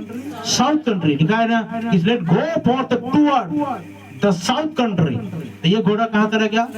साउथ कंट्री की तरफ जा रहा है, दक्षिण की तरफ जा रहा है। मतलब ध्यान से सुनना, ये देश, ये राष्ट्र को बताया जा रहा है। ये कोई घोड़ा वोड़ा नहीं है, ये देश और राष्ट्र का संकेत कर रहा है। एक मिस्ट्री है, एक दृष्टांत है, जिसको बुद्धि वो समझ ले लिखा हुआ है। जो समझदार है वही इन व्यक्ति को समझेगा, वही इन दृष्टांत को समझेगा। And the bay went forth and south, ji so that they might walk to and fro through the earth. And he said, Get ye hence, walk to and fro through the earth. So they walked to and fro through the earth. जी, ये ताकतवर का प्रतीक है। ये ताकतवर है क्यों? उदाहरण में अगर आप लेंगे, बाइक लेते हैं HF डिलक्स, उसका इंजन कितना सीसी का होता है? किसी का 100, किसी का 150। 100 सीसी का, ठीक है। अब एक्टिवा लीजिए 125 सीसी का। क्यों देते हैं ऐसा? क्यों देते हैं 125 सीसी का? मतलब HF डिलक्स से थोड़ा सा ज्यादा एक्टिवा 125 सीसी का है। मारुति लोगे तो 800 सीसी का है, और इनोवा लोगे तो 2000 सीसी का है। इतनी ताकत है करके बताते हैं, इतनी ताकत है करके ये बता रहे हैं। इतना कैपेसिटी इनका है, इतना क्षमता इनका करके ये ताकत को बता रहे हैं। तो पीला घोड़ा का कितनी ताकत है, इस बात को यहाँ पर जानने की आवश्यकता है। एक शेर के पंजे में पीला घोड़ा का ताकत कितना है? ये दक्षिण की ओर जा रहा है। अरे पीला घोड़ा और हर रंग से मिक्स है, मतलब समझ सकते हैं आपकी ये मुस्लिम कंट्री है। क्या कंट्री है? मुस्लिम कंट्री है, क्योंकि उसका हरा रंग का झंडा होता है। हर एक देश का झंडा को आप देखिएगा, हर एक धर्म का झंडा को देखिएगा, आपको समझ में आ जाएगी। बाइबल से मिलान करोगे, क्योंकि उन्होंने यही सारी संकेत को उधर ले रहे हैं। परमेश्वर जरा सा भी वचन से बाहर नहीं जाने वाला है, और जो दुनिया में घटना घटेगी वे जरा सा भी वचन से बाहर नहीं घटेगी, क्योंकि जो बातें लिखी हुई है उन्हीं बातों को घटनी है इधर। आमीन। तो समझ में आ रहा है पीला घोड़ा का कितनी ताकत है, इस बात को प्रदर्शित करता है। एक शेर के पंजे में, किसके? एक शेर के पंजे में 5 बैलों की ताकत होती है। एक शेर के पंजे में 5 बैलों की ताकत, सोच सकते हैं कितनी ताकत है। इसलिए जब पंजा मारता है तो वो क्या करता है? फाड़ के निकाल देता है। हाथी की खोपड़ी भी निकाल सकता है एक शेर की पंजा की ताकत, इतना जबरदस्त। अब आइए श्वेत घोड़ा, ये कहा जाता है श्वेत घोड़ा यूरोप में चला गया। कहा? यूरोप में। काला घोड़ा पश्चिमी देश में चला गया, पीला घोड़ा इस्लाम के तरफ चला गया, लाल घोड़ा चीन के तरफ चला गया। लाल चीन मतलब समझ रहे हैं इंसानों को खून खराबा का समय, कोरोना जैसे चीजों को अंजाम देने वाले ये चीन। लाल घोड़ा चीन के तरफ, पीला घोड़ा इस्लाम के तरफ, काला घोड़ा पश्चिमी देश में चला गया, और श्वेत घोड़ा यूरोप कंट्री में चला गया। नबी जब बात करते हैं तो इस्राएल में बैठे हैं तो दक्षिण किधर है? इसराइल में बैठकर दक्षिण, इसराइल में बैठकर पूर्व, इसराइल में बैठकर उत्तर, इसराइल में बैठकर वो पश्चिम को आप गिनोगे तो उधर ये कंट्रियां मिलती है। दक्षिण किधर है उसको कैलकुलेट करना है। इसराइल में जब बैठकर बात कर रहे हैं तो वहां से देखना है कि उत्तर दक्षिण पूर्व पश्चिम किधर है। यहाँ से हम लोग अलग अलग कुछ अनुमान लगाएंगे, लेकिन इसराइल में बैठकर नबी जब बात कर रहा है तो वो समझ सकता है कि उत्तर दक्षिण पूर्व पश्चिम किधर है। ये चारों घोड़ा उधर उधर गए। जापान में सूर्य उदय होता है, अमेरिका में अस्त होता है। क्या होता है जी? जापान में सूर्य उदय होता है और अमेरिका में अस्त होता है। अमेरिका में एक माउंटेन है जिसे सनसेट कहते हैं, जहां सूर्य डूबता है। क्या होता है? आज नहीं जानते हो तो जान लो, उसको सनसेट बोला जाता है। एक माउंटेन है, एक पहाड़ है जहां सूर्य डूबता है। ठीक है, उसके बाद देखिए जापान बोलता है कि हम लोग कभी डूबे नहीं, कुछ भी लोग made in China, made in Japan रहता है। दुनिया में सबसे आगे हो गया टेक्नोलॉजी में। कौन है वो? Japan. Made in Japan, made in China. क्यों ऐसा बोलते हैं हम लोग कभी डूबे नहीं, क्योंकि सूर्य उदय उधर से ही होता है। हम लोग कभी डूबे नहीं, किसी भी क्षेत्र में डूबे नहीं, ऐसा बोलते हैं उन लोग। सबसे आगे हो गया। इधर भी एक सनसेट है, 22 दिसंबर से 25 दिसंबर तक इधर नहीं डूबेगा। इधर ये जापान में एक सनसेट उधर भी है, वो कभी डूबता नहीं।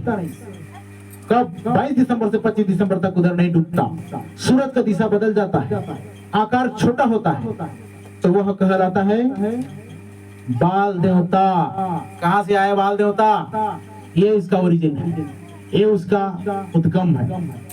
बाल देवता कहलाता है। सूरज 25 दिसंबर को बाल देवता बनता है। सूर्य देवता को लोग लेकर इसका नाम रखा गया। यीशु का जन्मदिन नहीं है वो, बालपुर, बाल देवता, क्योंकि 25 दिसंबर को 22 से लेकर 25 दिसंबर को उधर सूर्य बहुत ही छोटा हो जाता है, इसलिए उन्होंने क्या किया, नाम बाल देवता रखा। यीशु का जन्मदिन नहीं है जो ईसाई मना रहे हैं, वो यीशु का जन्मदिन नहीं है जो ईसाई मना रहे हैं। वो सूर्य देवता का आराधना कर रहे हैं। किसकी आराधना कर रहे हैं? अभी हुआ कि नहीं मूर्ति पूजा? आप और मैं पंथ पर चलने वाले लोग हैं। आमीन। मैंने बोला दो प्रकार के क्रिश्चियन, एक वे जो मूर्ति पूजा करते हैं आज भी। ये सब देखो आप कैसे मूर्ति पूजा कर रहे हैं, याद रखना। वो लोग बोलेंगे कितना भी दावा करें, कितना भी चैलेंज करें, हम लोग मूर्ति पूजा नहीं कर रहे हैं। इधर हम लोग दावा करते हैं कि वो मूर्ति पूजा कर रहे हैं। कैसे जान रहे हैं? ट्रिनिटी संस्था को मार रहे हैं। ऊपर से गवर्नमेंट का 1 वर्ल्ड ऑर्डर को जो फॉलो करेंगे उन लोग, जब तक रजिस्ट्रेशन नहीं करवाएंगे, रजिस्ट्री नहीं करवाएंगे, उनको चर्च चलाने का परमिशन नहीं है, उनको बाइबल कॉलेज खोलने का परमिशन नहीं है, और उनको ये सारा चीज करने की परमिशन नहीं दी जाएगी। तो ये उधर अपने आप को कॉम्प्रोमाइज कर रहे हैं, उधर अपने आप के सत्ता और जो भी चीजें सबको समर्पित कर रहे हैं। तो ये पशु की छाप नहीं रहे तो क्या ले रहे हैं? ये मूर्ति की पूजा नहीं कर रहे तो क्या ले रहे हैं? ये मूर्ति की पूजा नहीं कर रहे तो और क्या कर रहे हैं? और हम लोग उन सबसे अलग हैं। आमीन। क्योंकि हमको वहां जाने की तैयारी है। हालेलुया। आगे जाते हैं। इतना कह रहे में कोई नहीं जाता। वो बोलते हैं, क्या बोलते हैं पता है? वे लोग मना रहे हैं तो हम भी मना रहे हैं। जड़ तक जाओ, जड़ तक। कहां तक जाओ? जड़ तक जाओ। कोई भी चीज आपको पता चलता है उधर चर्च में, उसके जड़ तक जाना बहुत ही अनिवार्य है। मैं प्रभु भोज के बारे में पूरा जड़ तक गया। आपको मैं निर्गमन से बताऊंगा, निर्गमन से इधर लेव्य व्यवस्था तक बताऊंगा, लेव्य व्यवस्था के बाद में इतिहास में बताऊंगा। लेव्य व्यवस्था से इतिहास के बीच में गिनती व्यवस्था विवरण के बाद में इतिहास। 18 साल तक उन्होंने फसह का पर्व नहीं मनाया। योशिय्याह राजा हुआ, उसमें फिर धूमधाम से फसह का पर्व मनाया गया। ये फसह का पर्व कोई और नहीं, ये फसह का पर्व वहां से आएंगे तो यीशु मसीह ने भी नया नियम में मनाया। फसह के 2 दिन पहले उसका टाइम, उसका डेट, उसका सब चीज प्रकट इधर हो चुका है। आप मुझे आकर पूछिए वो कब मनाया गया, किस समय मनाया गया, कितने रात्रि में मनाया गया, A to Z आपको बताऊंगा बाइबल से। हालेलुया। इसलिए आज हम लोग जो है ना ये दिन में मनाने वाली प्रक्रिया नहीं करते। यीशु मसीह ने भी रूल्स नहीं तोड़ा, और उसके चेलों ने भी, और उसने जब वहां पर 22 अध्याय में प्रत्येक काम में दिया तो लिखा है रोटी तोड़ा, आधी रात को जाकर रोटी तोड़ा, और लिखा है इतनी देर तक बातें करता रहा, पाँव फट गई। सारे जगह में रात रात रात रात लिखा हुआ है, संध्या हुआ तो लिखा हुआ है। और इन लोग आज के लोग जो है क्या करते पता है, दिन में जाके प्रभु भोज ले लेते हैं, ये तो ब्रेकफास्ट कर रहे हैं। लॉर्ड सफर का मतलब प्रभु भोज रात्रि भोज होता है, लेकिन लोग ब्रेकफास्ट कर रहे हैं। और भी क्या, ब्रेड का टुकड़ा लिखा, एक रोटी देना है। क्या रोटी? एक रोटी। और भी कैसे 7 दिन तक कड़वे साग पात के साथ में इधर अखमीरी रोटी खाना लिखा है। पर इधर जाके देखिए पूर्वज के लोग क्या करते थे, इसराइल लोग क्या करते, अखमीरी रोटी खाते थे। अखमीरी मतलब बिना किसी मिलावट का, जिसमें नमक भी ना मिला हो, जिसमें नमक भी ना मिला हो, ऐसे को बोला जाता है अखमीरी रोटी। तो ब्रेड का टुकड़ा में क्या नमक नहीं मिला रहता है? नमक मिला रहता है उसमें, इसलिए हम लोग ब्रेड का टुकड़ा नहीं देते भाई। और लिखा है कि वो रोटी को पवित्र आत्मा से बनाया हुआ होना चाहिए। एक प्रभु के दास पवित्र आत्मा पाए हुए व्यक्ति को क्या करेगा, कूटेगा, मसलेगा, उसको जिसे आटे को क्या करते हैं, फेंटते हैं ना, गूंदते हैं, वैसा वो गूंदेगा। तो ये इसका प्रतीक है कि यीशु मसीह मारा गया, तोड़ा गया, हमारे लिए क्या हुआ, अधमरा हुआ, तो उसको अध पका खाते हैं। ये होना चाहिए। आप जाकर वहां पर देखते रहोगे ना, ये भी तो वैसे ही बता रहे हैं, आप भ्रम में पड़ जाओगे। आपको डायरेक्ट पूछना है, डरने की जरूरत नहीं है। देखो हम दान से नहीं डरते, कितना भविष्यवाणी हो, कितना चंगाई का काम हो, कितना ये वरदान काम करे, इन वरदान से डरने की जरूरत नहीं है, वरदान दाता से डरने की जरूरत है। Hallelujah, hallelujah. तो कितना भी बड़ा डिग्री पाया हुआ व्यक्ति क्यों ना हो, आपको वहां पर रिजेक्शन मारना पड़ेगा, सिलेक्ट करना नहीं पड़ेगा। ठीक है, जब तक तुम उसके पापों में कैसे सहभागी होते हो, उसको न घर में आने दो और नमस्कार करो। लिखा है आप ऐसे जन को नमस्कार करते हो, उसके पापों में सहभागी होते हो। और प्रकाशित क्या कितना, कौन से 18:4 में जहां तक लिखा हुआ है कि तुम उनमें से निकल आओ, उनके पापों में सहभागी मत हो। पढ़ के देखो क्या लिखा है, जल्दी पढ़े। स्वर्ग में से एक शब्द सुना, हे मेरे लोगों, हे मेरे लोगों, उसमें से निकल आओ। कम आउट हर, उसमें से निकल आओ। इंग्लिश में लिखा कम आउट हर, उसमें से निकल आओ, कि तुम उसके पापों में भागी ना तो हो। किसमें से? उसी संस्था से, उसी शिक्षण से, उसी ट्रिनिटी शिक्षण से निकलो, बाहर आओ। ये बोल रहा है। आज भी कुछ लोग फंसे होंगे तो उनको बोला जा रहा है कि तुम उनसे बाहर आओ। आगे ये लिखा ना, महावेश्या से बाहर आओ, एक घृणित वेश्या से बाहर आओ, एक घृणित वस्तुओं से भरा, उसका कटोरे में लिखा है घृणित वस्तुओं की माता, कटोरे में शुद्ध वस्तु भरा हुआ है। उस स्त्री के जो 12 तारे ली हुई है, और क्या बोलते हैं जी, जो पानी के ऊपर बैठी हुई है, उस स्त्री के कटोरे में हाथ में कटोरा है और उसमें बहुत सारी बातें हो रही है। तो उसमें से बाहर निकल आओ, मतलब उस शिक्षण से, उस संस्थान से आपको बाहर आने के लिए बोला जा रहा है। और उसकी विपत्तियों में कोई तुम पर आ न पड़े, क्योंकि उनकी विपत्तियों में से कोई तुम पर ना पड़े, क्योंकि उसके पापों का ढेर स्वर्ग तक पहुंच गया है। उनके पापों का ढेर कहाँ तक पहुंच गया? स्वर्ग तक पहुंच गया है। इसलिए परमेश्वर 1 बार, 2 बार, 3 बार, 4 बार, 10 बार, 100 बार तक माफ करते रहते हैं। एक पाप किया माफी, 2 पाप किए माफी, 3 पाप किए माफी, माफी नहीं, और रद्दा जमा होता जाता है। जब ये ढेर, एक पाप किए 1 ईंट लग गया, 2 पाप किए 2 ईंट लग गया, 3 पाप किए 3 ईंट लग गया, 4 पाप किए 4 ईंट लग गया। ये जब तक ईंट ऐसा करते करते करते करते जब वो स्वर्ग की चोटी छूता है, जब परमेश्वर की तरफ बढ़ता है, तब वहां पर आपको विनाश करने के लिए सोचता है। ठीक उसी दिशा पृथ्वी पर पाप का रद्दा बढ़ते बढ़ते चला गया है। फिर वो बाबेल टावर आ गया है, फिर वो मीनार आ गया है, फिर सारे लोगों ने वैसा ही किया है। वो उन लोग रॉकेट विमान में वो स्वर्ग तक पहुंचने की कोशिश कर रहे हैं, वो उसी रीति से सेम टू सेम कर रहे हैं जैसा बाबेल मीनार में किया गया। यहाँ पर भी लोग कर रहे हैं, लेकिन परमेश्वर इस काम को भी अंजाम देने वाला नहीं है। उनके काम का जो खात्मा होने वाला है और फिर से एक नई दुनिया बनने वाली है। आमीन। चलिए आगे देखते हैं। और उसके अधर्म परमेश्वर को स्मरण आए हैं, और उसके अधर्म परमेश्वर को क्या है? स्मरण है। इसलिए सावधान हो जाओ, वहां से बाहर निकलो। जैसे उसने तुम्हें दिया है, जैसे उसने तुम्हें दिया है, वैसे ही उसको दो, उसको दो, और उसके कामों के अनुसार उससे दो, बस गुना बदला दो, बुरा बदला दो। बस आगे जाते हैं। ये उसको मानते हैं, इसलिए हम लोग ट्रिनिटी शिक्षण संस्थान में नहीं घुसते, नहीं अपनाते, नहीं ग्रहण करते, और उनको नमस्कार भी नहीं करते। किसी भी पास्टर को हमारे सामने खड़ा करके बोलो, आए वचन से बात करेंगे। पीला घोड़ा इस्लाम देश तरफ चला गया, झंडा देखो उसका, वो कहाँ, वहां का। इस्लाम हर रंग अपनाते हैं। सफेद क्रिश्चियनों ने ले लिया, अंबेडकर नीला रंग ले लिया, भगवा झंडा हिंदुओं ने ले लिया। समझ रहे हैं? मान लो पेड़ पौधे में धर्म अपनाए तो हमारा क्या होगा? साग सब्जी भी धर्म अपनाए तो हमारा क्या होगा? कद्दू में तो और बड़ा विचित्र बात है, वो बाहर से हरा है और अंदर से भगवा है। कैसे करेंगे? छिलका छिलका छिलका मुस्लिम को दे दो और भगवा हिंदू को दे दो, अंदर अंदर उसका मसाला। पक्षी में अगर ऐसी आ गए तो कैसा होगा? पक्षी हरा में कैसे बैठेगी? हमारी सुविधा, हमारी पहचान के लिए रंगों को अपनाए, लेकिन हम सबका खून एक ही रंग का है। हालेलुया। अगर वो मुस्लिम है तो उनका रंग हरा खून का नहीं है। सबका, सबने अपना अपना सुविधा, अपने अपनी पहचान के अनुसार सबने अपना धर्म अपनाए, रंग अपनाए, लेकिन क्या बोलते हैं उसको? बाय गॉड सबका खून का रंग एक ही है, लाल रंग। हालेलुया। समझ में आ रहा है कि नहीं आ रहा है? उसमें कोई बदलाव नहीं है। इसलिए प्रभु ने जीवन के बदले जीवन मांगा। लेविय 17 अध्याय 11-12 पद जल्दी पढ़िए। लाल खून में जीवन रखा प्रभु ने, खून में जीवन रखा प्रभु ने। किसमें जीवन रखा? खून में जीवन रखा, और इसीलिए प्रभु ने जीवन के बदले जीवन मांगा। पढ़ो लेविय 17 अध्याय 11 और 12 पद। क्योंकि शरीर का प्राण लहू में रहता है। शरीर का प्राण किसमें रहता है? लहू में रहता है। लहू में रहता है। और उसको मैंने तुम लोगों को वेदी पर और चढ़ाने के उसको लिए, मैंने तुम लोगों को वेदी पर चढ़ाने के लिए दिया है कि तुम्हारे प्राणों के लिए प्रायश्चित किया जाए। तुम्हारे प्राणों के लिए क्या किया जाए? प्रायश्चित किया जाए। प्रायश्चित किया जाए। क्योंकि प्राण के कारण लहू ही से प्रायश्चित होता है। लहू से क्या होता है? प्रायश्चित होता है। प्रायश्चित होता है। इस कारण मैं इसराइलियों से कहता हूँ कि हाँ, तुम में से कोई प्राणी लहू न खाए, लहू न खाना, और जो परदेशी तुम्हारे बीच रहता हो वह भी लहू कभी न खाए। लहू खाना मना है, क्योंकि लहू में क्या होता है जी?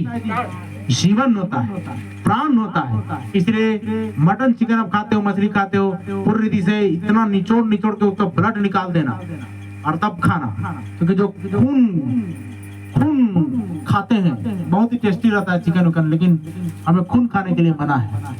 समझ में आ रहा है ना? खून पीना, खून खाना, ये सब चीज मना है। मांस को भी खून समेत नहीं खाना पीना, क्योंकि उसमें क्या होता है? जीवन होता है। हालेलुया। चलिए आगे लिखते हैं। यीशु मसीह क्रूस पर लहू बहाया, शरीर कब्र में रखा गया, लहू पूरा बह गया। यीशु मसीह ने क्रूस पर क्या बहाया? लहू बहाया, और शरीर को कब्र में रखा गया, लहू पूरा बह गया। तीसरे दिन जी उठा, उस शरीर में लहू नहीं था। आमीन, हालेलुया।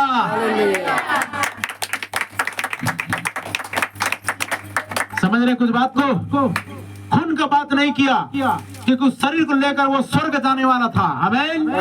कौन से शरीर को? तीसरा दिन जो जी उठा शरीर, उसमें खून नहीं थी। उस शरीर को, वो उस बॉडी को वो कहाँ ले जाना था? स्वर्ग में लेके जाना था। इसीलिए वहां पर खून नहीं पाई नहीं गई। पहला कुरिन्थी 15 अध्याय उसका 50 पद पढ़िए। मैं यह कहता हूँ कि भाइयों भैया कहता हूँ कि मांस और लहू परमेश्वर के राज्य के अधिकारी नहीं हो सकते। परमेश्वर के राज्य के अधिकारी नहीं हो सकते। और न नासवान अविनाशी का अधिकारी हो सकता, और न नासवान अविनाशी का अधिकारी हो सकता है। समझ में आया कि नहीं आया?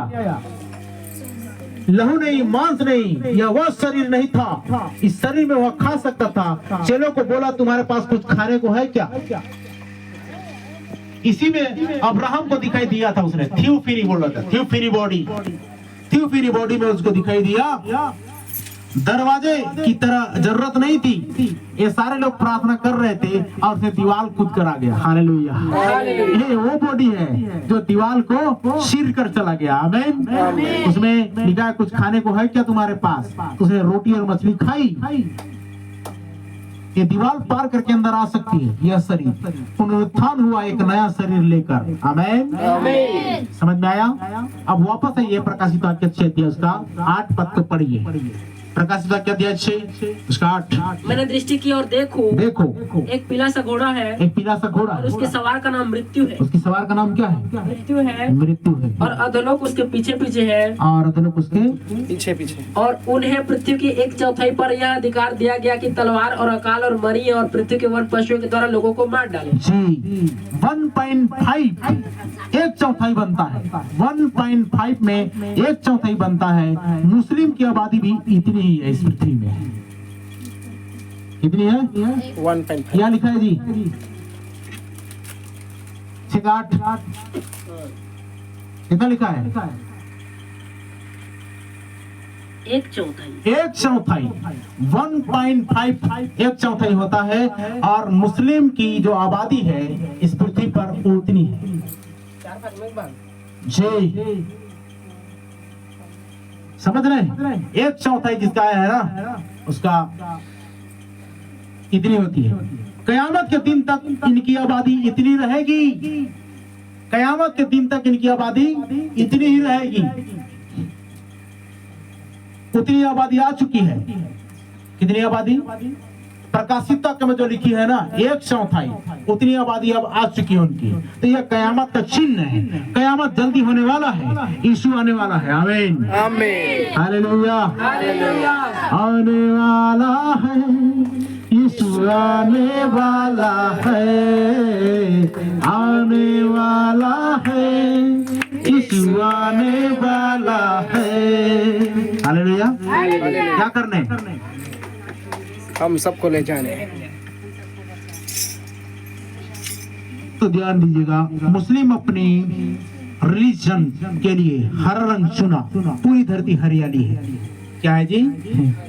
पूरी धरती हरियाली है। उसने हरा रंग चुना, इसलिए उसने सोचा कि मैं क्या करूंगा,